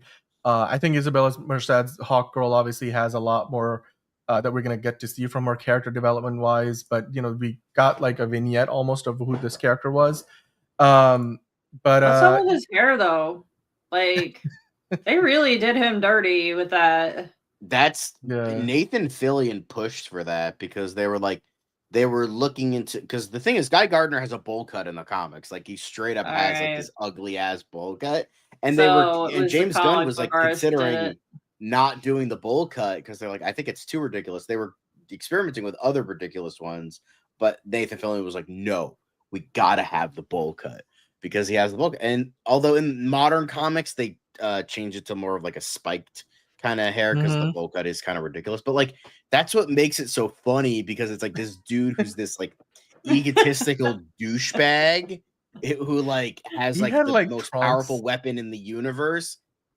Looks like a fucking dick, like a literal penis, like on his head. Like it's that's what makes it funny. Like he's like the thing is Mhm. he's good at because Not it's like wrong. somebody mentioned this before where he was like, oh, he's literally the reason that he has so much willpower is because of his ego and because of like his like weird fucked up anger issues, and that's it like fuels his willpower, and that's why he's like a great Green Lantern, but he's still an asshole. So, but like the bowl cut is kind of like, you know what it is? The bowl cut is to Guy Gardner what Superman's trunks are to Superman, where it's like he's this really powerful guy, but he has these silly trunks that like, oh, okay, make sure, maybe not. So I think the bowl cut is to balance that. Like you have this like really like asshole kind of like dude who like treats people like shit, but and who has but got almost rewarded for it because he has the Green Lantern ring. So like, all right, put the dumbass in a bowl cut, which is like the dumbest haircut you could possibly get. So I think it like works, and I'm glad they And James stuck Gunn with it. said that he only cast him in the role because he wanted him to have the bowl cut. So Yeah. And Dang. yeah, no, I mean he voiced Hal Jordan in many projects, but yeah, they got him as Guy Gardner because honestly it fits Yeah. because I've heard Nathan Fillion is not that great of a person. So, no, I've heard the complete opposite. I don't know what you're talking about, dude. I He's think it was wait, I think it what? was either Liz or maybe it wasn't Liz. I don't know. But No. somebody I think my friend was telling me like, no, Nathan Fillion's like actually a No. huge dinghole. It's like, really? No, But I'm it's like, the that's what he complete told me. dude. I've heard from 10 different sources he's the complete absolute opposite. He's one of the best, like most kind-hearted people out there. He will welcome you onto the set Why if you're does on he his show and trust stuff. everybody? With I the don't comment you just posted. Like with Lois like talking to damn it, why didn't he trust everybody? that haircut should be Yeah. against your oaths. He What? should he said what? Like What in the what now? what? 100% agree. Exactly. No lies detected on that one. Nope. But what I wanted to also kind of address again, because Logan was asking, yeah, we were all shocked they killed that character right there. Two I of think it us was were his- it shocked. was Emmett John Malik, wasn't yes. shocked. No, I John was was like, oh, like, yes, this is par this the is punk course. rock. I was like, no, it's not. Like, what the fuck was that? Like, how is that any different from Superman? Actually, I know Superman didn't do the killing, but I'm still. But 436 women like the bowl cut. Yeah. So before we move on to the other promotional material, and I think after that we'll probably let Hold on. Fiona step There away he because is. he's probably gonna get some rest unless you want to There stick he is. around. There he is in the comics. Pretty Absolutely close ridiculous. to it in the movie. Pretty close to it. But as far as just kind of addressing, like, we'll just quickly do a quick rundown of like some of the characters, right? I think Nicholas Holt's Lex Luthor is probably the most diabolical, evil iteration in some ways, and I mentioned earlier in the week. He was able to sort of in scenes like remember Somebody in that mentioned one it beforehand. yeah like Yeah, we saw in one of the third act scenes where we see him sort of like instructing Ultraman or Ultraman or the engineer is like the engineer when she's covering Superman with the nanoparticles, right? Which Fiona, you had a problem with that. They did that to Crypto at one time, and then I also did it was not just like that. another horror moment. But like he goes from like, oh yes, like just suffocate, or like this will stop him, and it feels very comic booky in one moment the way Nicholas Hoult plays it, and then the next moment he's like, all right, kill him now, kill this son of a bitch. Like in the next moment he just goes from being this very comic booky Lex Luthor to being like a John Wick villain, where he's like, okay, this guy is an absolute like menace, and it just I feel like Nicholas Hoult truly shone through in that moment in those kind of moments where he was able to find a balance between being this absolutely believable, yes, this could be a villain in a John Wick movie at the same time as being a villain in a much more heightened, slightly more campy Superman film. How did you feel about Nicholas Holt's performance? Like, Fiona, what did you think about it? Yeah, I mean, he was pure evil to me, it felt like. But as you said, it kind of went a little bit back and forth. Like it would be pretty campy and then it was serious. So there's a little bit of ricocheting happening on that. What do you think, John? I think the balance worked. for me personally, I get why, maybe it wouldn't for some people. Because I think like it almost like comes off as like he was so menacing in many other moments that like the more ridiculous moments of him like screaming at the end, like I'm not dim, I am aware my envy is all that stuff. Like him kind of being ridiculous in comic book, it was almost earned. While someone like Jesse Eisenberg, it was never really earned. Like it was like more of like the opposite, where it's like for the most part this Lex Luthor is menacing, and then the comic booky ridiculousness is kind of like a like when he's like reaching his wits end, he like wants to fucking kill this guy. He just wants to finally put him down, and he's just like, I just want this dude to suffer and I want him to die. That when this like almost maniacal mad scientist edge is coming out of him, and that's what I've heard. Like Rosenbaum is still considered like the greatest Lex Luthor of all time. It's a shame that I will never watch Smallville to have an opinion on that, but I just think that like something. And then Jesse Eisenberg, yes, I do get what he was going for. I like him in almost an ironic sense, where it's just like I like the kind of like nouveau riche billionaire they were going for, of like this stuttering like weird autistic guy, but like you can see the menacing like nature of it underneath. It's just the facade I think was just a bit too much, and there was not enough of like calculating menacing Lex Luthor that there I think should have been personally. Yeah, and then in terms of characters who disappointed me, because I think Lex was absolutely fantastic in this, and I hope it doesn't look like he's going to be, going away anytime soon, even though he gets locked up at the end in a police car like he should. But I don't think he's going to be. If you're not done with Nicholas Hoult as Lex Luthor, he'll be like community service for like 2 seconds. Yeah, but until they break him out, because the bell has been rung, and they've heard it. Ding, ding, ding. Okay, so that's a different Lex Luthor, but anyway, until we get to Fourth World, but we'll have to wait and see if we get Darkseid. But I expected so much more from the engineer, like Enterprising is saying. Like, I just really felt like her character was basically a tool. I could kind of see how she was playing that, though, because remember, John, remember that one clip that we had a while ago? I don't know if we still have it loaded up, but there was this like one clip where Maria Gabriela de Fria, who plays, the engineer, she mentioned that it was like she liked to believe that she almost had like a crush on Lex Luthor, that she was sort of like they were like porking before, like they were like having a relationship or something, and then it stopped, or like that was like her, I could see that because she did play that jealousy angle at times. Like she was like, why isn't he asking me to do more? I can do more. Like she had this like sense of what would you call it? Like this sense of entitlement, but also like she always felt like she was lesser than Ultraman in a lot of ways, or she was like, I'm smarter than you're making me out to be. Like I can do a lot more for you, Lex.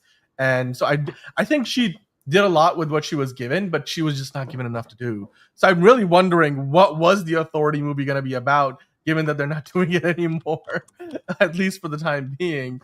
I think that ex-girlfriend angle works because, like, Lex Luthor, he would throw all of his ex-girlfriends in that pocket universe and jail them, basically. Yeah. She just got whatever nanobots put in her. Yeah. By the way, I'm just gonna show that clip real quick. The one where she talks about how she played the character. It's probably one of the best parts of the whole marketing for this movie. Okay, so I told James that probably she had some trauma when she was a kid, that she felt the need to be part of that change, whatever that means, and whatever she had to do to make it happen. But then I also think that they have a secret relationship, and I kept telling James, like, I feel like they and like Lex is so, he's so serious, and then he has this gorgeous girlfriend that he treats terribly. So I'm like, what if, like, after hours, engineer gets really mean with Lex and he loves it? Wow.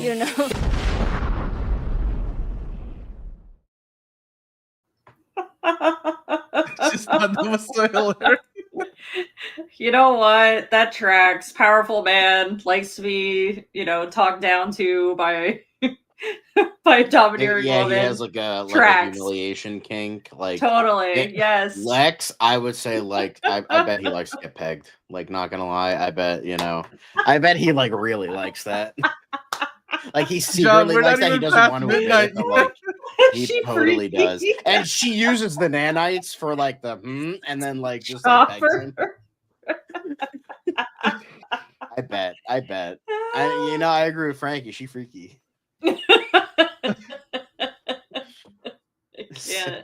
No, you're thinking of that's well, that was Michaela Hoover who Michaela played Hoover, Cat right. Grant, not Maria Gabriella Gabriella De De Furia, the long name. But yeah, no, okay, cool. I think we're on this. That was probably one of the best clips I've seen through the entire marketing campaign for this movie.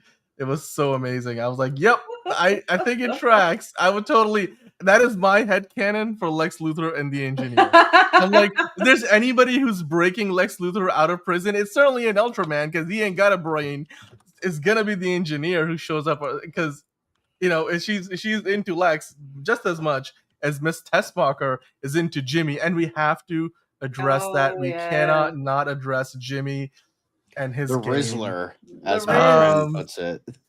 Well, how much of a surprise was he in the movie? What did you guys think about Jimmy Olsen? I loved it more. He was my favorite character. Like, I'm glad. Like, again, I am a Jimmy Olsen stan. Like, I think the guy has deserved more respect for years. I'm not just talking about him being a CIA agent and getting a bullet to the head.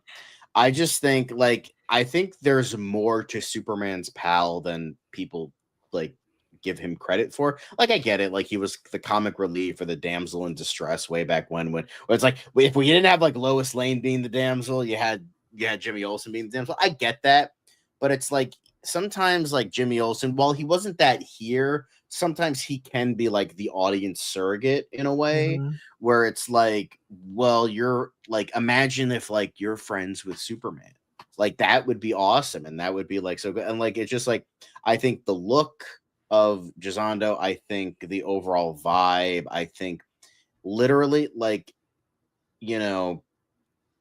I think with him, like, honestly, I think he's the most perfectly cast character in this movie. Like, David Cornsweet is like near perfect. I would say Jimmy Olsen is like and subscribe. I think Gisondo, however you pronounce it, I think he is definitely the best cast person in this movie next to Brosnahan. I think both of them were just, they were born to play these characters, and I think I can't wait to see more of Gisondo in the future, because I hope that spin-off that they've been talking about is true. Because we need more Jimmy the Rizzler Olsen. Like James Gunn is considering doing a spin-off. He was just so good. Like, he was like, I want to see. I honestly, fuck Superman. I just want to see a movie about Jimmy Olsen. Like just like a 3-hour epic and like 10 movies. Like, I want to just see more Jimmy Olsen. Like, this is the character. He was the spotlight for me. Absolutely. Is that something you said, John, that he's referring to? No, what?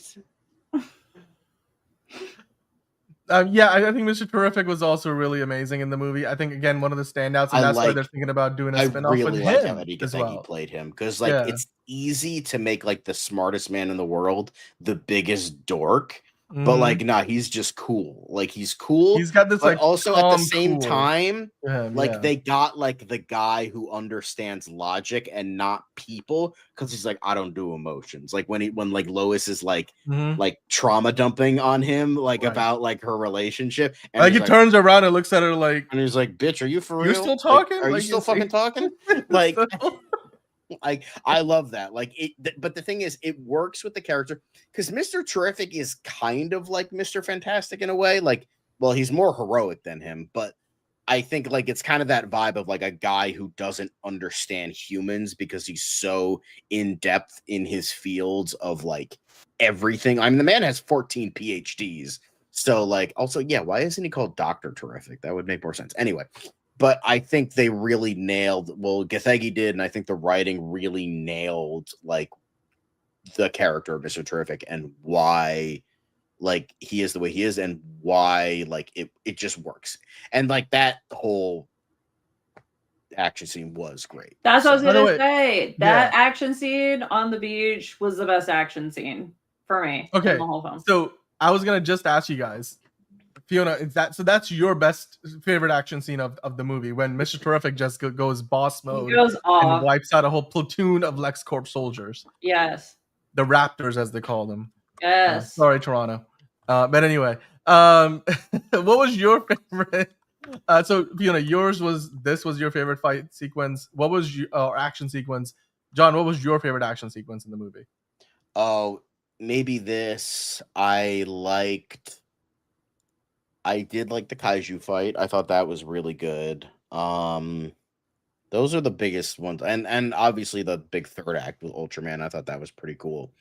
But honestly, this one was just that one felt the most creative because it was like we're seeing it from Lois Lane's perspective, and then like it almost like seemed like a dance, like he was almost dancing to the music. I don't know if that was probably intentional from. Yeah. And I mean, James Gunn said no needle drops, but he's like, hey, I didn't say anything about needle drops of songs that I made personally. So he got around that loophole. So congrats to him. But it was creative. It showed off like the physicality of Mr. Terrific because it's like, yeah, sure, he has the teeth sears, but he can also like can throw a punch if need be. So yeah, this was definitely great. And I also liked the bit of the action scene that we saw in Jahanpur at the end of the film. So that was good. Yeah, I think for me, one of my favorites was like the Meteor Stadium scene. I know I thought it wasn't as long as I thought it would be, and I don't like how they kind of capture Superman and with like the whole nanite situation, but I still enjoyed the scene up until that point. And I was like, okay, I'm okay with those kind of horror elements. I personally I'm okay with that part. But then the third act, this whole sequence where Superman just goes OP. Okay, I'm done with this bullshit. I'm just saying, as a fan of Man of Steel, they did almost destroy half of Metropolis in this movie too.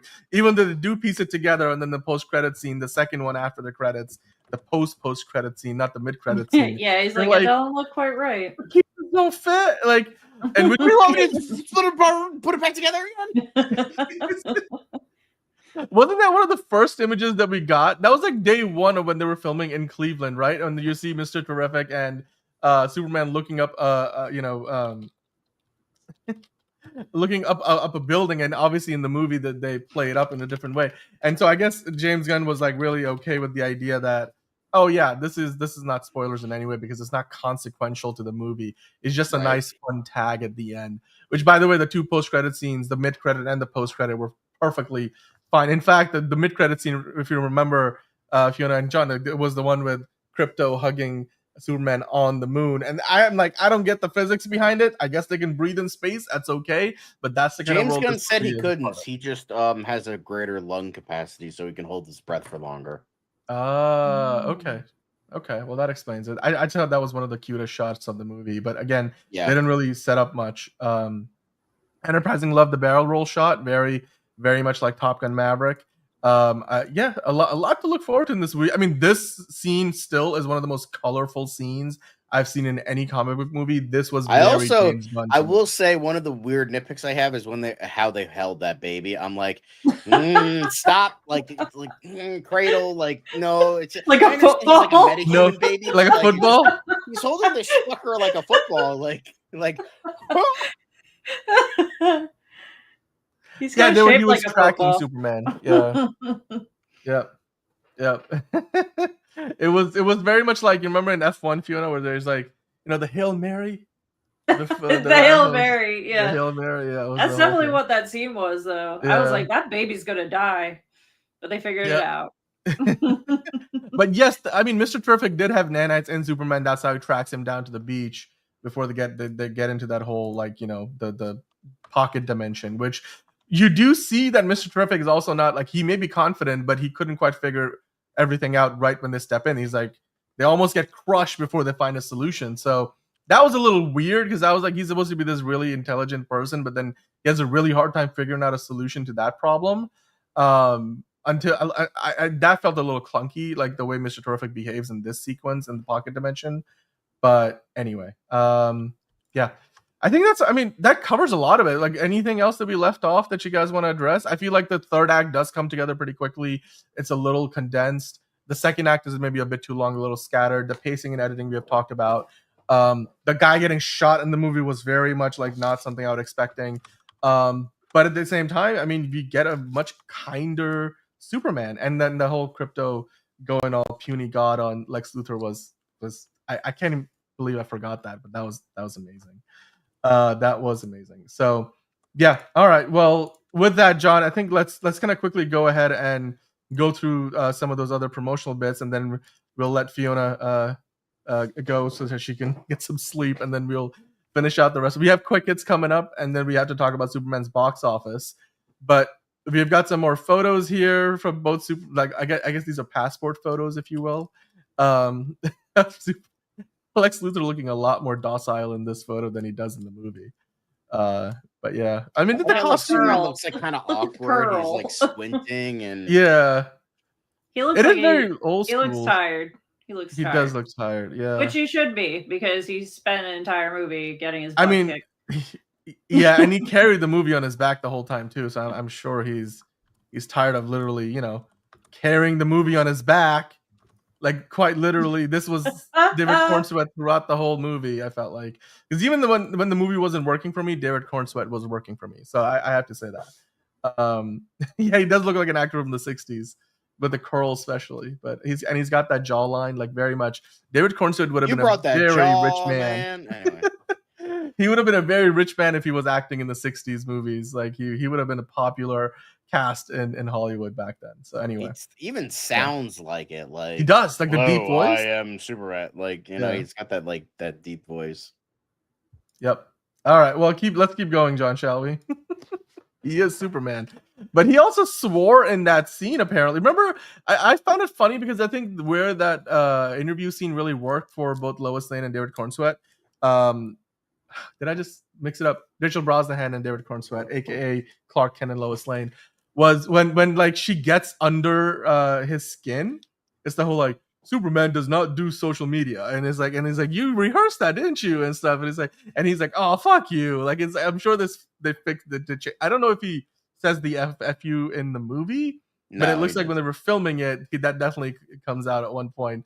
I mean, I'm not surprised because Richard Brosnahan really does play the part of a reporter really, really well. So I guess David Cornsweet was a bit shocked by it. Are you guys shocked that this is how deep they got into that whole conversation? Wow, look at that. I don't. I think he's a potty mouth. Honestly, shame on you, Superman. It doesn't say totally inconsistent. It doesn't say when it was said, but I think it was after when she was like #super shit. He's like, you don't know how I feel about that. You're like, right. Yes. Honestly, I could see him doing it after that. Like, that's how you're gonna be. All right, and I'm leaving. Then he was like gone. So you talk that way in front of crypto. Yeah, hide the dog's ears. Anyway, but yeah, I could see that. Honestly, I would like to see that in like a blooper or something. Yeah. Yep. Release that was the fun. footage. Release the gun cut. Yes. He's like, we already did. That's the movie. It's the gun cut. Yeah, I don't need to make extended versions of all my movies because I actually make it on the first try. I know, crazy. Well, when you're in charge of the studio, anyway, I thought this was a fun reaction. I think Frankie G can relate to. I don't know, Frankie, if you're married or not, but like, I remember you were like, I couldn't wait. I just went and saw it, like, and then I'm gonna go see it with other people after. It turns out the true Stevie K, he also had a similar situation. He was like, I promised my wife I'd wait to watch Superman with her, and honestly, I am full of regrets. So sleeping on the couch tonight, I think. I think I agree with, or at least to answer the question from Smacky, I think David Cornsweet is Superman. He is probably the most perfect casting in the entire film. And I really believe that he is Superman. Yeah, I think so. Yeah.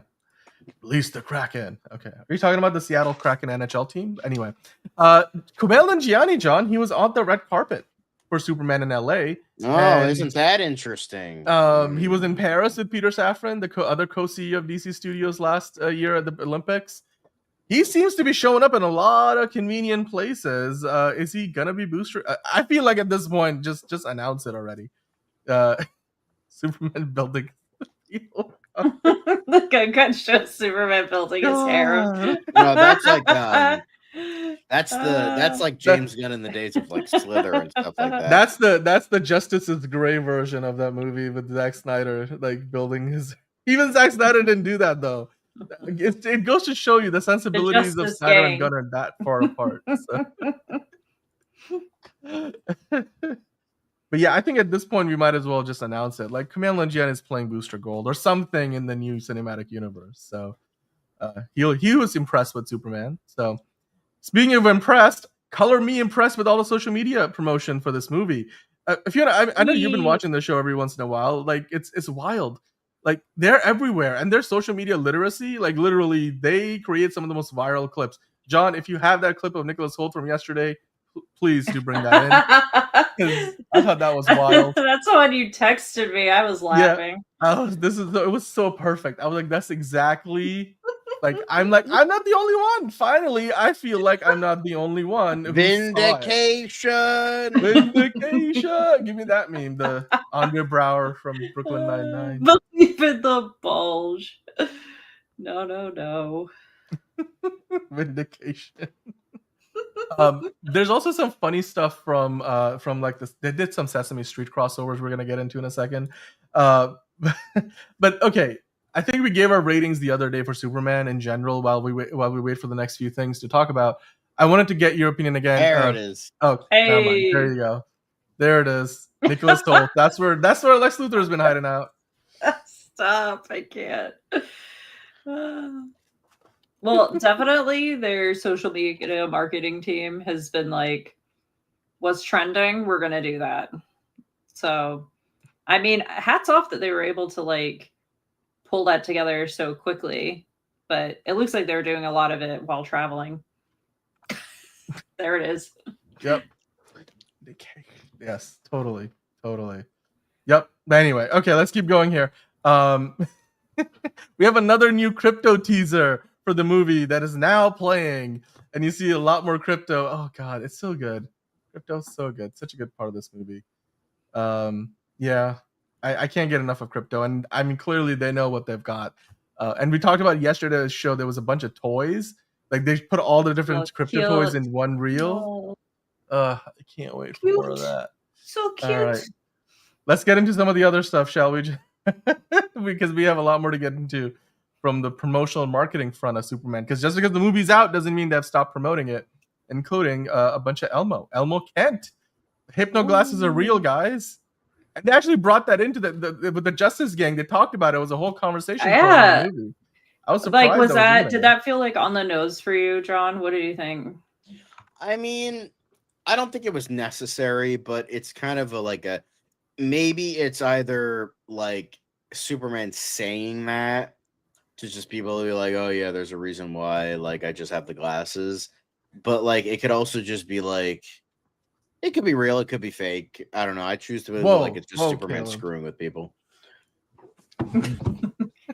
John's got it. John's got a popcorn bucket. I've got a popcorn bucket right there. If Fiona got it there for us, there we go. That newsstand is pretty amazing. Crypto. Oh. Okay. Good Hi, girl. Zelda. Hello. Zelda, what do you think of crypto? Oh, okay. See Okay. you guys in the... Good girl. There he is. There he is. Hey. Did she just come get off the bed? She's like, I need to investigate this further. Oh no. Who is this imposter? Okay. Good girl. Oh man. So there's like, why is Dan in the screen and not here? It's Mochi. I just got back from the movie, and though I had a problem with the pacing in the first half, we did too. I loved it. 8 out of 10. That's awesome, Miss Mochi. Thank you for your review. We love to hear that. If you have if you have more reactions from the movie, any other details you want to get into, questions you want to ask, get in the comments down below. We have another spoiler review of Superman on Sunday. Liz and I will be doing a special Sunday show. So there we go. Which one of you is the Thing? What's the Thing? What are we talking about? I don't get that reference. But this is also pretty dang cute. They made a whole Funko Pop commercial for Crypto. Some Aw, more that's so more cute marketing. Love it. Love this so much. By the way, we will get into the cinema score talk about, and the audience score also kind of lowered a little bit. We'll talk about that in a bit as well. This is great. This is like a whole short story. This is what I'm saying. We need more Crypto and Superman. You can't just like moving forward relegate him to Supergirl. As much as I like the idea of doing that, I want more Crypto with Superman. That's how it should be. Caleb, I agree. Yeah. This is cute. This is really cute. I mean, this whole sequence puts it in a different light. The movie, it's definitely, obviously it's a cartoon, but yeah, like a cartoon come to life. Anyway, let's keep going, John. We have a few more things to get through. The next one, I believe, is Just Another Day at the Office with Clark Kent and the music that he listens to. Yes. Hold on. Oh. 3 doors down, Kryptonite. Thanks. Excuse me, what are you listening to? Terrible. 3 doors down, Kryptonite. Thanks. And he's like, "Oh wait, am I on the right floor? Nope, that's it. Yep, there we go. Cool." This is very much harkening back to the Christopher Reeve version of Clark Kent. I do appreciate that David Cornsweet really plays the duality of the role really well, which is something that I think Henry Cavill didn't really get a chance to do as much of because they played it really straight in that iteration, whereas here we're getting back to that more classic comic booky Superman. By the way, this clip was from the Daily Planet newsletter, which is basically a broadcast channel they've created on Instagram for Superman's account, like the Superman account, so you guys can go check that out for yourself. But then the next thing that we have is an exclusive look into life at the Daily Planet, brought to you by Lois Lane. So, dude, just no, we're not gonna do Starman. James Gunn clearly doesn't care. My disaster of a desk. Coffee. Oh, my Post-its are gone. Your Post-its are gone? I don't know what happened. Is that logo on the monitor? Is that Luthor Corp logo? Is that No, that's Lord Tech. That's Lord Tech. Okay, which I like at the end, like how Maxwell Lord, like he has a little bit of a cameo that Sean Gunn said. Well, what was his line? He's like, well, one thing conservatives and liberals can agree on is that Lex Luthor sucks. That felt like as direct on the nose reference to real life things and peoples and places as anything in the movie. But anywho, should Clark not also have a Midwestern accent? That's a good question. Should he not have the same accent as his parents? Because he got her as a kid. Like, what do you guys agree with that? Like, what do you think about that notion? Shouldn't Clark have an accent, or should he have just shed it at this point? Has he ever? I don't know. I mean, it's never really said. Not that I remember, but I mean, given the whole "I cleaned your boots, I'll get them for you," like it's like if mom has the accent, then I don't. Wow, that really works every time. I'm gonna work on that. But no, you I'm gotta work on it. I don't know. That's a good question, PLO. I guess I do kind of agree. Like, I also agree with that. I agree. Yeah. I agree. I thought we were gonna get a lot more Daily Planet. I really thought Wendell Pierce's Perry White got shortchanged, even though the sequences that he's a part of with like the whole flying the T-sphere, this sequence was as fun as expected. I love the whole like I keep going back to the Beck Bennett, Steve Lombard. He's like, "Why don't I have a seat?" And he's like on the ground and then gets tossed to the back. It's just amazing. He's good in all his films. He always cracks me up. Yeah. Movie Spot giving us a good explanation on the accent. Midwestern accent can be flat, general American. Neva Howell is from Georgia, and she made it more of a deeper Southern accent. Okay. Yeah, my dad had a problem with it. Like, why is this chick from Kansas talking like she's from Alabama? It's like, she could have moved. Like, yeah. Come on. Very much, very, very true. I had a college teacher for my anthropology class, and she had a very Southern accent, and it turns out she used to live in Alabama. Well, a long time ago. I mean, then she married her then husband, and they moved to New York. So I'm like, okay, cool. happens. That's real world, real life. It's Mochi saying, me and my friend were watching the movie with a smile. I loved every character, especially Jimmy and Mr. Terrific. David did an amazing job as Superman, and Nick smashed it as Lex. Well, it depends on if Nick smashed it or was getting smashed by the engineer. Rewind for that conversation. But Jimmy and Mr. Terrific, I'm glad that was your reaction, because you're just coming home and talking about it this way. I know you've been watching the show earlier in the week, so obviously you're not the only one who's really loved Jimmy and Mr. Terrific, because both of those characters potentially will be getting their own, not confirmed yet, but James Gunn is considering giving them their own spin-offs. And of course we'd love to see that, because they were both huge standouts from this. So yeah. Anyway, what else do we have in the chat? Oh, sorry. What did you just put up there, John? Oh, that one. Sorry. Nope. Just figure it out. There you go. John and I fighting on the controls. That's yeah, I do. Well, we're gonna get more of them in Peacemaker. I feel like that's probably the direction they want to go in with this. So. I mean, I think like we're gonna get that one scene, but like not like a lot, you know? Yeah, that's fair. Yep. Oh, it's Moji saying the trailers were clickbait. David is really strong. He was manhandling the enemies. Yeah. I mean, he does lose some pretty big fights, right? And he's like weakened quite a bit by the kryptonite, but he spends half the movie just like bloodied and different ways. But yeah, he does eventually come out on top, as he should. And yeah, we should have gotten more Don Troop or Cat Grant. But then again, it's Ron also Troop. It's Ron Troop. But it's also the thing of, I think in some ways you can't get a ton of everybody, because otherwise the movie will really be overstuffed. So let's see, John, do we have the posters? Because I think we can kind of explain. So Ron Troop and Cat Grant. Cat Grant is the columnist. Is she the? Yeah, she's the gossip columnist. She's the gossip columnist. Oh, is she like the one that looked like Barbie? Yes. Yeah. She's got the brunette eyebrows with the blonde hair, which I think was done on purpose. He's gonna be voicing Chopper in the next season of One Piece, which I know Fiona, you are looking forward to that. So there you go. That's I don't think Ron Troop got a poster. Somebody did make one for him, actually. I thought I found this. Which, funnily enough, the actor's name is Christopher McDonald, but not the one from.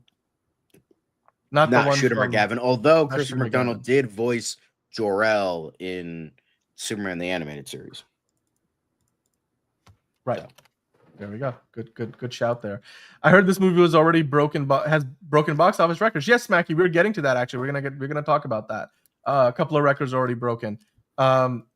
Is Mochi calling him straight up Bizarro? I mean, we did talk about that too, because yeah, I mean it's like Ultraman in this movie sort of feels more like Bizarro than he does feel like the traditional Ultraman, at least until you get to see that he's actually got a mullet, kind of like the comic book version of the character. But yeah, well, we'll talk about it more on Sunday with Liz and what she has to say. But yeah, John, let's keep on going to the next thing. I think we have a few other pieces of marketing that we want to discuss before we finish up on this conversation. Was that it? We do. I think that was that it. That was it. Oh no, That's all I had. Oh yeah, no, actually you're right. The Funko Pop ad was really cute, and yeah, I would love to see Superman meet Peacemaker eventually. Not in this movie, but maybe. Although Peacemaker does have a cameo, so good on you, Chris Smith, John Cena. Okay, well that's our Superman spoiler review for now. We still have to talk about the cinema score, the records that is breaking at the box office, the money it made on Thursday, the money the Superman has already made on Friday. How does that affect the box office for the weekend? But before we do that, I just want to say goodbye and good night to Fiona, because I know that it's really late, so we want to make sure that you can get some rest, and then we'll continue the conversation. But thank you again for joining the show. Anything else you want to add on the way out? Like and subscribe. So many of y'all will be watching this, but we're not seeing those likes. So please do like and subscribe. Support the channel. It's one free click for you that makes a big difference for the channel, and it is very much appreciated. Thank you for not flaming me in the chat, because I don't know anything about superheroes. But have a good night. Peace out, Cub Scouts. And you can see Fiona on YouTube, Fiona C Art, at Fiona C Art. Yeah, if you like art, you can find me on my channel. Bye. How do I get out of here? There you go. You're welcome. Oh, Dan, he got that pause face. There we go. Oh no, Dan, he done goofed. Oh no. Hang on. So let me yeah, we're just gonna do that. Whoopsie-daisies. Sorry, Dan. You kind of goofed on us for a little bit. Now, yep, he disappeared. Anyway, so let's the next thing we have is talking about Superman related quick hits. So so let's get into those. Hi, Caleb. How are you? Presents? Did she give you guys presents? But let's get into some very quick hits. Let me get that banner up. And where is it? There it is. Can't see anything. It's like not as big anymore. Anyway, so quick hit time. Let's go. So first things we have is that apparently in honor of, well, not really in honor of, but they're just talking about apparently Superman has a new white suit in the comics, and it's after an attack from a cybernetic enhanced polar bear. Okay, very comic book.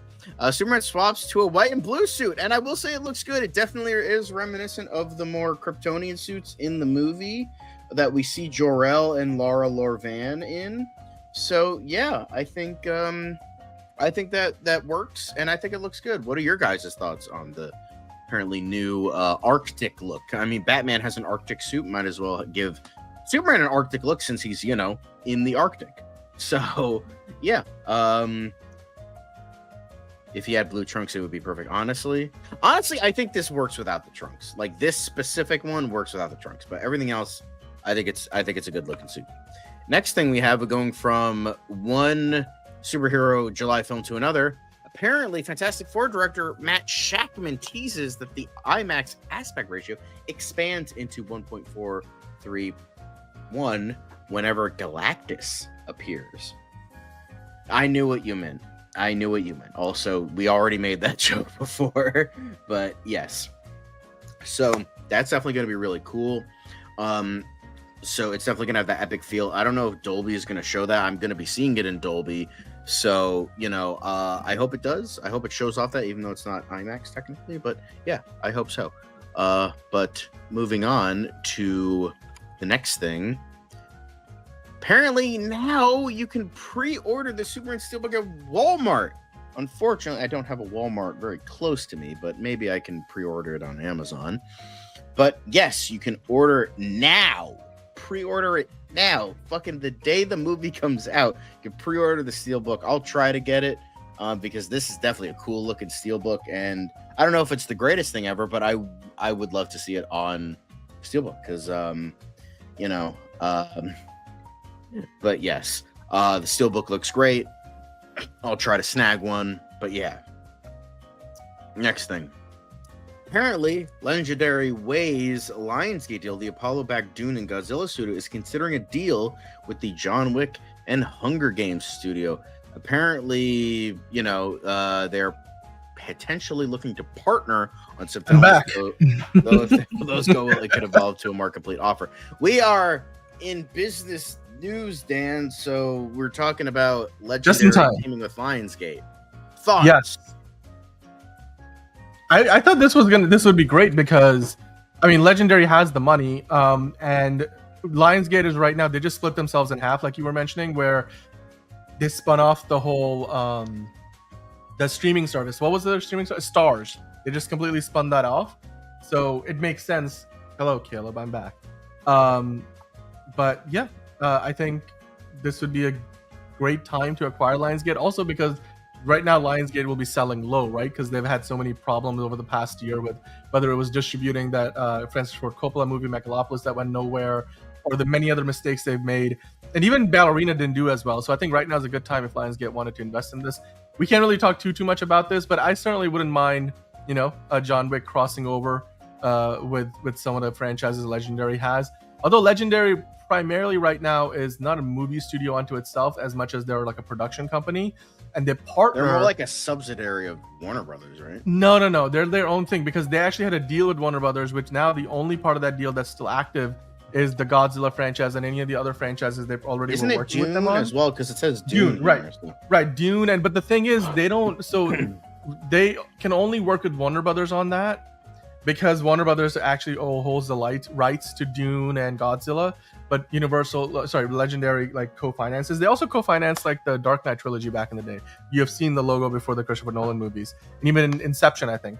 But in recent years, when during the pandemic, when Warner Brothers decided to do the whole day and date release, they were really pissed about it with the first Dune movie and everything. And so now moving forward, Legendary is working a lot of their projects with Universal, which is why I think they're doing the Street Fighter movie, right? The Street Fighter movie is a Legendary picture, but they're actually working with Universal on it and not Warner Brothers. So yes, but I'm sure we can do Hunger Games times God. I don't know how that would work because again, Warner Brothers is really the primary one behind it, so that pre-existing deal still exists. But it'll be fun, more money for Lionsgate. It would probably take Lionsgate into potentially, a more cash-rich situation, and they could become like more of going from a mid-major studio to maybe like a proper one of the top, maybe from a top 5 to now we can have like big 6 studios again. Because like since 20th Century Fox went away, we kind of went from big 6 to big 5. Lionsgate can maybe join that, or maybe Legendary Lions. I don't know what the name would be, but yeah. Definitely could be interesting. But yep. You put this this thing in here, Dan, for a quick hit. I don't know how you can explain this, but so I mean, we all know Zodiacs, and I think this would have been fun if Fiona was still on the show. But then again, I mean, they're just doing this in the People magazine, where if you're an Aries. So all right, guys, if you're an Aries, you're Lois Lane. Yep. If you're a Taurus, you're Crypto.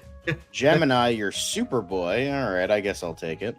So you're Gemini. Cancer, you're Martha Kent. Are you saying that because Martha, she dies? why did you say that name? Sorry. Leo, Super. All right. Give my dad more of a fucking ego. Yeah, no, this makes sense. Like, egotistical people. Oh, like I'm Superman. Yeah. Okay. Yep. Virgo, Brainiac. Libra, Supergirl. Why not showcase the new? Okay. Scorpio. That other Tuesday. image is not official yet. Sagittarius, Jonathan Kent. Again, show the new one. Yeah. Capricorn, General Zod. Aquarius, General Lex Zod. Luthor. Ouch. Pisces, I'm a Jimmy Capricorn, Olsen. by the way, so I guess I'm General Zod. Ugh. I'm the villain. Pisces. My mom's a Pisces, so she's Jimmy Olsen. That doesn't track. And yeah, there you go. Yeah, for Leos, because PLO is a Leo. Why did you say that name? Yeah. Anyway, cute, Oh, but Zodiac, but astrology's stupid, so we'll move on. Diane Wiest and Soccer Channing returning for Practical Magic 2. Lee Pace, Maisie Williams, Jolomar Duena, and Salim MacLeod also set to star. I don't care. Jolomar Duena, and a couple of these. It looks other interesting. I don't. Yeah, like it's fun. Like I'll watch Sholo after seeing him in Blue Beetle. I'll watch him in anything. But yeah, we'll see when it comes out. Yeah. And then apparently it is Michael. Well, it's not anymore since it's now tomorrow for East Coasters. But July 11th was in fact Michael Rosenbaum's birthday. Happy birthday to Lex Luthor, Michael So Rosenbaum. he got a red carpet event for his birthday for Superman of all things. So happy birthday to who is considered to be the greatest Lex Luthor of all time. There you go. PLO starting his harem now. Good for you, PLO. Let us know how that goes. Anyway. All right, enterprising would be Pa Kent. This was great. I like, again, the cast doing more promotion for the movie from like whenever they last got together. This must be recent because they were Corn Sweat's haircut there. I think now. the best thing about this video is definitely the angle you see Michaela Hoover, but I think the rest of it's pretty good. Wait, what? I didn't even notice what you were talking about. Yeah, I mean, I wasn't noticing the rest of the video either. But that's Michaela Hooper. Right Okay, there. okay. I, for some reason, never looked at that until just now, but okay, cool. I see what you mean.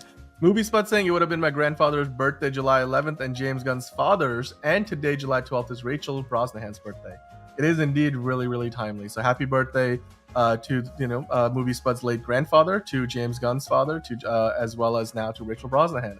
And David Cornsweet also celebrated his birthday this week. Like, holy cow! Yeah, I saw the movie on his birthday. So yeah. By the way, I'm just gonna tell you, I know Nico, the Orange Man post you're talking. We're not talking about it because we don't do politics on the channel, and that was just stupid. And yeah. So anyway, actually, did I include David that Cornsweet is under contract for a Superman sequel. Yes, he is. Are you excited? Because he kind of had to give this away because they were doing this whole Vanity Fair lie detector thing. But I mean, I'm okay with it. I mean, I'm glad that this actually provides some level of certainty. Although, again, usually how Hollywood contracts work is this is all optional. Like, it's an option. If the studio decides they want to bring him back, they can, but they don't have to. So again, the success of the movie is going to determine whether he does come back or not. So they talked about, like, will the movie completely, shit the bed next weekend? That's going to be the key. I think it's unlikely, considering this competition is, the requel version of what I did Jurassic World, which is still going to get buku bucks. But I mean, Jurassic World this weekend. Meanwhile, this is its second week. So, yeah, Jurassic World this weekend is set to make like 40 million. So I think by next weekend it would be even half of that. And what is it? I Know What You Did Last Summer, the requel of that. There's Smurfs and Eddington. I think Superman's going to be fine. So yeah, Superman 2 is probably in the cards at this point, I would say. As long as Matt Reeves isn't writing it, then I think we'll get it pretty soon. But yeah, James Gunn says they have a big secret project at DC Studios. He says that, John, now that the movie's out and all the stuff, do you have any opinions on what this might be? It might be. It might be the sequel to Superman. I think the reason he didn't want to say it, it could be because studios copied it. But is he talking about Kevin Feige? Because Kevin Feige is probably stealing notes from James Gunn in his dream, considering how close they are. Because, dude, actually, there was an the article from yesterday, about the report, the Washington Journal. I think it was in the Washington Journal one. The Wall Street Journal. Why did I call it Washington Journal? The Wall Street Journal article, I think, had it. One of the things we missed was the fact that Kevin Feige, before they hired James Gunn to be the co-CEO, after David Zaslav came into Warner Brothers Discovery post-merger, he dismissed the Ta-Nehisi Coates Black Superman script. Now, of course, Peter Safran and James Gunn, I should say, they've talked about they might still make it as an Elseworld story, but before they hired anybody else, like James Gunn and Peter Safran, for example, to run the DCU, they did have a meeting with Kevin Feige to run the new DCU, potentially, whatever DC Studios would have looked like. But then the talks kind of fizzled. So when Kevin Feige, they couldn't land him, then they went to James Gunn after having seen the Suicide Squad, and they were like, you know what? You got a Superman script. Why don't you turn that into like a whole universe? So we could have been living in a timeline where Kevin Feige might have switched over from Marvel to DC. What a coup that would have been, man. That would have been insane. That would have been crazy, work from. It's like it's pretty much on the same level, not even almost, if not even, it's even a level above, Ferrari stealing Lewis Hamilton from Mercedes, under Mercedes' nose in Formula One. Speaking of F1, that would have been an even bigger coup than that. That would have been like earth shattering if Kevin Feige's like, I'm taking my talents to DC, like LeBron James once upon a time did to South Beach. But anyway, I agree with you on that point, though. It could be potentially just Superman 2. I'm thinking it's maybe The World's Finest, or I don't know if they're going to go to Justice League this quickly. It's less so the title of the movie and more so maybe the storyline they're referring to that I think is important here. That's what James Gunn doesn't want to have stolen, Civil War, or whatever other, the 5 other ways in which Civil War, New Gods, all that stuff. Yep. Eternals, I'm glad that didn't work out, but DC kind of kicked the rock down the road on their New Gods movie. So Yep, that would have been crazy, dude. It would have been crazy. Can you imagine Kevin Feige if David Zaslav had managed to convince him to come over and work for DC instead? He's like, you did everything, man. And I quite frankly think Kevin Feige should have said yes. He should have gone over to DC. He should have gone over to Star Wars, Lucasfilm, whatever. Because I think in hindsight, with what he's been doing the last few years, I know he loves the X-Men and Fantastic Four. Like being quite frank with you guys, Kevin Feige's done everything he needs to do at Marvel. He's got nothing else left to do over there. I don't know how he will ever top, Endgame. And sure, maybe I'll be eating my words in a couple of years, but I really think if Kevin Feige had said yes to coming over to DC, we'd be living in a very, very different world. I mean, I don't know how different. He would have probably hired James Gunn anyway to maybe do the Superman movie. But yeah, that's some crazy work, man. I didn't realize that was a thing until obviously we learned about it. So. But yeah, let's get back to talking about DC, shall we, John? Because the quickets are done. And you guys make sure you hit the like button while you're still here. But we're not done yet, not even close. We've still got some Superman talk to do. Of course, we were talking about Superman earlier, just like, the review, the spoiler review. We're going to have another spoiler conversation on Sunday with Liz on the show. But right now, John, if you have it up, let's dive into the box office of Superman, because now we have to really get into the numbers, the preview days. Yes, indeed. Superman has broken some records. So according to the Deadline article we're going to get into in a second, Superman made over 21 million in box office previews alone. That was Thursday numbers, including the prime premiere screenings that happened on Tuesday. And Deadline, basically quoted that number, 21 plus.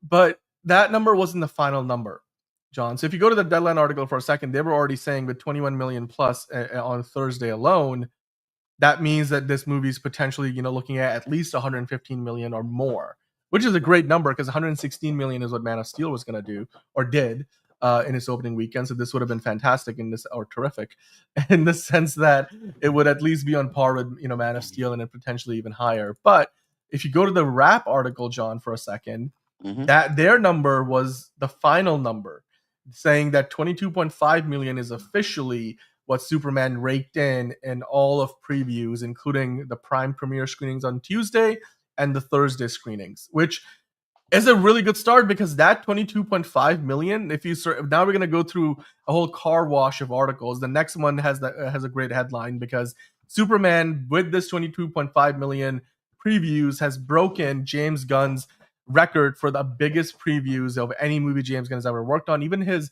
highest previous number from the Guardians movies, Guardians of the Galaxy Volume 3, was like in the teens. I think it was like 14 million, something like that. So we know now that Superman has broken the record for the highest preview day, highest Thursday for any James Gunn movie, period. It's also, John, if you want to keep cycling through the article, it's also the best previews day for any movie of the year so far.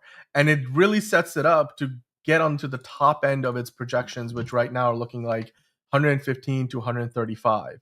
And it's looking like maybe it can reach the top end of that. So if you go to the next article from here, John, again, talking about the records is breaking because now with 22.5 million on just, up until Thursday alone, this movie could maybe overperform expectations. DC Studios was still talking 100 million plus. But the 22.5 million previews is higher than both other Marvel movies that came out this year, John. I think if you scroll down, they talk about it here. Yeah. Both Thunderbolts and Captain America Brave New World made less than that in previews. And ultimately, both of them debuted to, 88.5 million and 76 million, respectively, between Captain America 4 and Thunderbolts. So the tracking for Superman is way higher than both of them. It can potentially outperform both Marvel movies so far. Fantastic Four, we don't know so much yet, but it can at least beat the other two that have come out so far, which again, I mean, you'd imagine it should, right? Because Superman is on a different level than Captain America and also certainly the Thunderbolts, John. Are you surprised to see that number, 22.5 million, the highest previews day of the year for any movies, and including the two Marvel ones that have come out so far? I mean, yeah, maybe it could. I'm still reserving expectations because I don't want to be cocky and be like, oh yeah, hell yeah, this is great, and then have it underperform. So let me I'll just remain stoic and be like, I'll stick to my, Yep. idea of what it is. No, I love it. I absolutely love it. Now let's keep going here because we now have to get into some other box office numbers as well. Because now let's talk about what it's done on Friday, John. Because all around the world, I think you skipped an article actually. If you go back one, Well, because this and this are the same article. the same thing exactly. But yeah, I do see your point. Basically, Superman made 55 million on Friday at the domestic box office. So 55 million now. You look at what they can do on Saturday, Sunday. I think 115 is actually a really conservative estimate at this point. I feel like it can now cruise past that because even the least optimistic folks are saying it can do over 120 million, given how big it's been so far. Just Friday alone, it made 55 million plus a 22.5. Or actually, they included 22.5 in that number. That's a big number so far. And then if you go to the second article that you were at earlier, John, which by the way, they're also saying this movie has higher awareness than any other superhero movie so far this year on social media. So clearly the marketing campaign has been working for them. And now with $40+ million starting out just between Friday and Saturday, I mean, John, do you think this movie can potentially hit like 300 million worldwide by the end of the weekend? Can it do that? Like, because it's pulled in over 40 million internationally, 55 million domestically. This movie has basically already made like $100 million at the worldwide box office. And Monumental Comics saying it's a good movie. Super Blink is there. Super Blink, man. Just saw the movie. Honestly, love it. It's not perfect, but I still love it. That's exactly what a lot of us have been saying. And both Monumental Comic and Super Blink in the chat. Super Blink, we haven't seen you in a long time, man. Welcome back.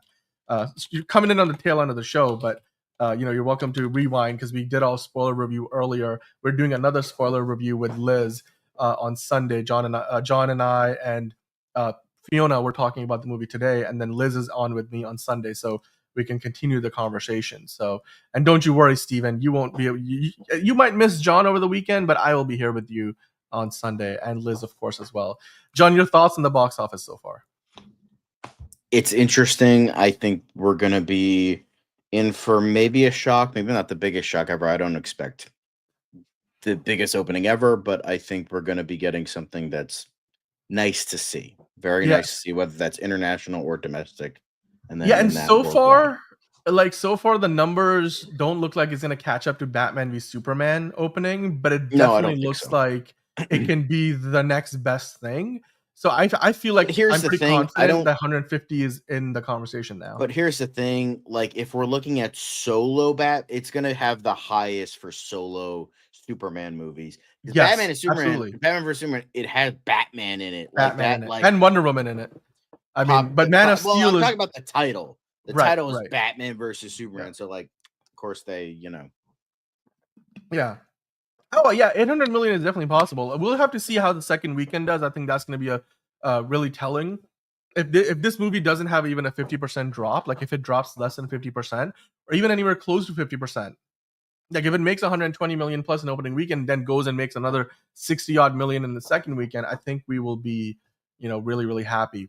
And yeah, man, we can't wait for Supergirl. You just saw her the first time in the DCU minutes ago as Super Blank, and her cameo was amazing. Yeah, there you go. Thank you, Monumental Comics. So for you, this was even better than Superman 2, which was considered widely, up until now at least, the best Superman movie to date.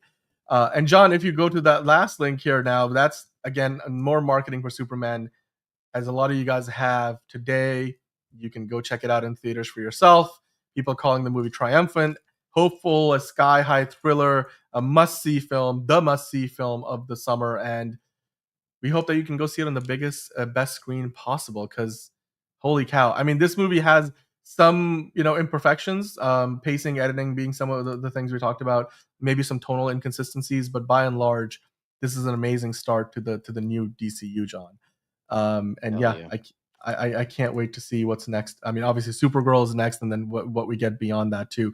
Last thing I wanted to do on the show is just quickly show the cinema score. I know you guys were talking about it earlier. The cinema score for the movie is out, and it is an A-. I think one of you guys mentioned that that's basically the same thing that Man of Steel got, as well as what was the other? There was a Marvel movie that one of you guys compared it to. It's kind of which I thought was like a really fun irony, to be honest. That as far as I think Black Panther, was it? or am I missing it? Somebody in the chat, if you guys let us know. But at least to match that of Man of Steel, I mean, I'm happy with that. I think that's a positive. But A- is really good because that's only 2 off the very top. So, John, are you surprised that that's the rating that it's got with the cinema score, or do you not believe in the cinema score? I still don't believe in it because someone actually made a really good point of this when talking about like buzzwords to get people to watch a movie. Is like, okay, sure, it's people coming out of the theater, but it's like, who are the people that show up on opening day? The diehards that are gonna see the movie no matter what and are most likely going to like the movie a lot. However, when you have the people that are like, maybe I'll see it like on the second or third weekend, those I think were the most believable because those are like the general audiences that are like too busy or just can't or like not the super diehard. So Right. that is a fair point of like, cinema scores aren't exactly, truthful in that respect. Yeah. No, but it's still it's a valid it's still a good metric because obviously it goes to show you people are walking right out of the theater. Super Bling just saw it. A bunch of you guys saw it tonight. Monumental Comics just saw it. I mean, a lot of you guys were popping in. Smacky popped in earlier saying like, "Look, I can't wait for Supergirl. I just watched the movie. It's not perfect, but it's amazing." And that seems to be the consensus, right? That the movie is not perfect, but the movie is still a lot of fun and it's a great start to the new DCU. I think this movie does not miss the mark in terms of just being a great launching pad for the rest of the cinematic universe, which is something that Man of Steel was never quite frankly meant to be. And then it just kind of got retconned into being that. So I do believe here the intention behind it being like this is the first movie in the start of this whole new, cinematic universe. It works and it works really, really well. So I'm glad that on that front everybody is in agreement, at least largely so. I think we were all laughing at that too, Super Bling. We talked about it earlier in the spoiler review for Superman that the Supergirl cameo was damn near perfect. I think I actually have a photo of it somewhere. Let's see if I open it up. There we go. There's Supergirl in the movie, like with a little jacket on. She's clearly, I mean, if Superman is punk rock, then Supergirl is definitely punk rock in this, and we can't wait to see her in the next movie. I do want to ask you, John, real quickly though. Given that Supergirl does make a cameo in this film, are you more inclined to believe than ever that James Gunn is the one who ultimately made the casting call?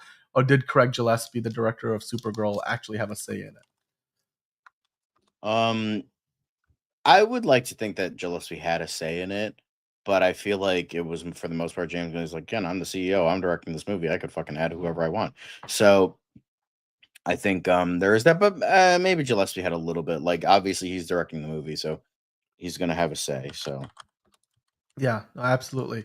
I was just gonna say, I was gonna look at superhero movie cinema scores and see if we can do some comparisons. But I mean, it's A minus is very respectable.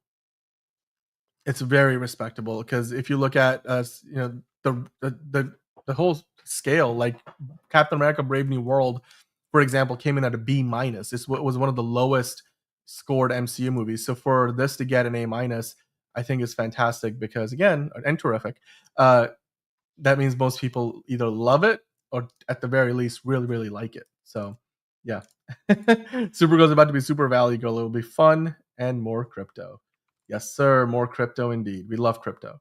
There are some naysayers, but so far they're the minority. Yeah, absolutely. In fact, John, let's see if we can. I'm going to see if I can pull this up. I still have it open. These are the Rotten Tomato reviews. Let's see. I'm going to refresh it on our way out. Let's see where the scores stand. Okay. So 82% for Rotten Tomatoes, 337 reviews. I feel like that's probably now going to hold steady. And then the audience popcorn meter, the audience score did drop to 94%. You guys were mentioning that earlier in the chat. So it started at 96, I think, when it first popped up. 97, 96%, and it was 94 yesterday. It's dropped 95 yesterday. It's dropped to 94.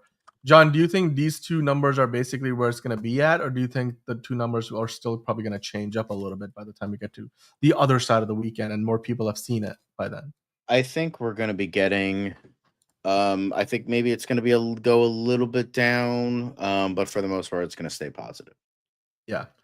I mean, this is already the second or third highest ranked or like rated movie from the tomato meter perspective, because the original Superman 2 was like 86 and 88%, so they're still higher rated than Superman. But at least in this century, this is the highest rated Superman movie that we have ever gotten, and it's certainly a big jump from the 57% that Man of Steel sits at, and 94% means pretty much the overwhelming majority of people that went to see the movie loved it. So yeah, and then Craig Gillespie being a different director.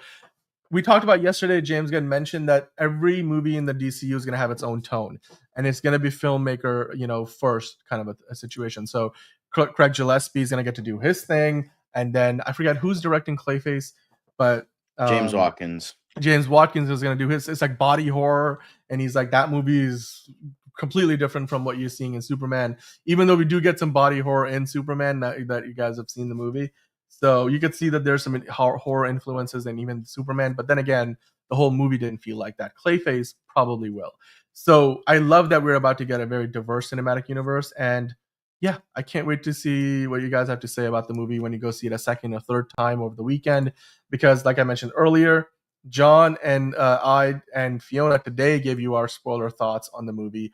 Liz, unfortunately, wasn't able to join us today, but Liz and I will be here on Sunday at 6 p.m. Eastern time with another open spoiler discussion on Superman. So we'll talk all about it, and once again, we'll run it back and see what Liz has to talk about, because she has a few things that she did not like in the movie, especially the whole Superman's parents, the Kryptonian heritage situation, and then she loved the movie otherwise. I think Liz has the most positive reaction to Superman on Tuesday, right, John? So, which was surprising to me. But you had the best score, but Liz was the most glowing about it. I think because she was genuinely surprised that she loved the DC movie this much, having been mostly a Marvel fan up until now. So, yeah, that's the good question, though, M2G. It's yet to be seen, because everything in the new DCU so far has had very much James Gunn very closely involved. And even Peacemaker is something that he wrote all the episodes and directed like half of them. So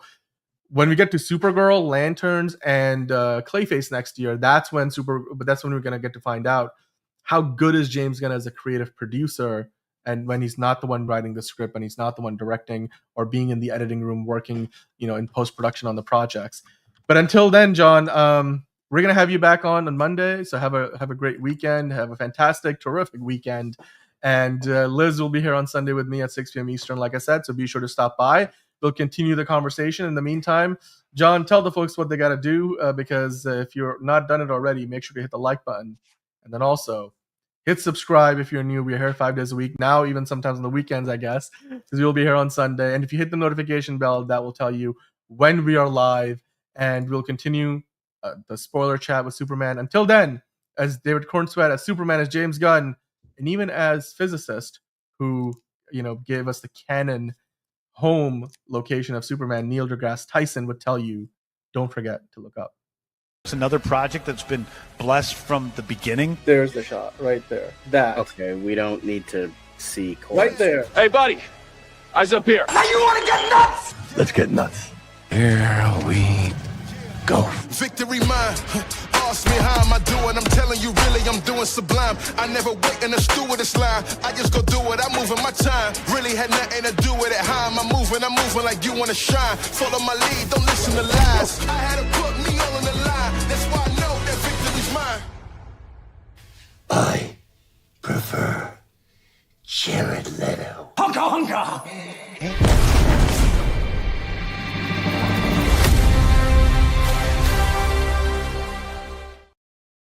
check out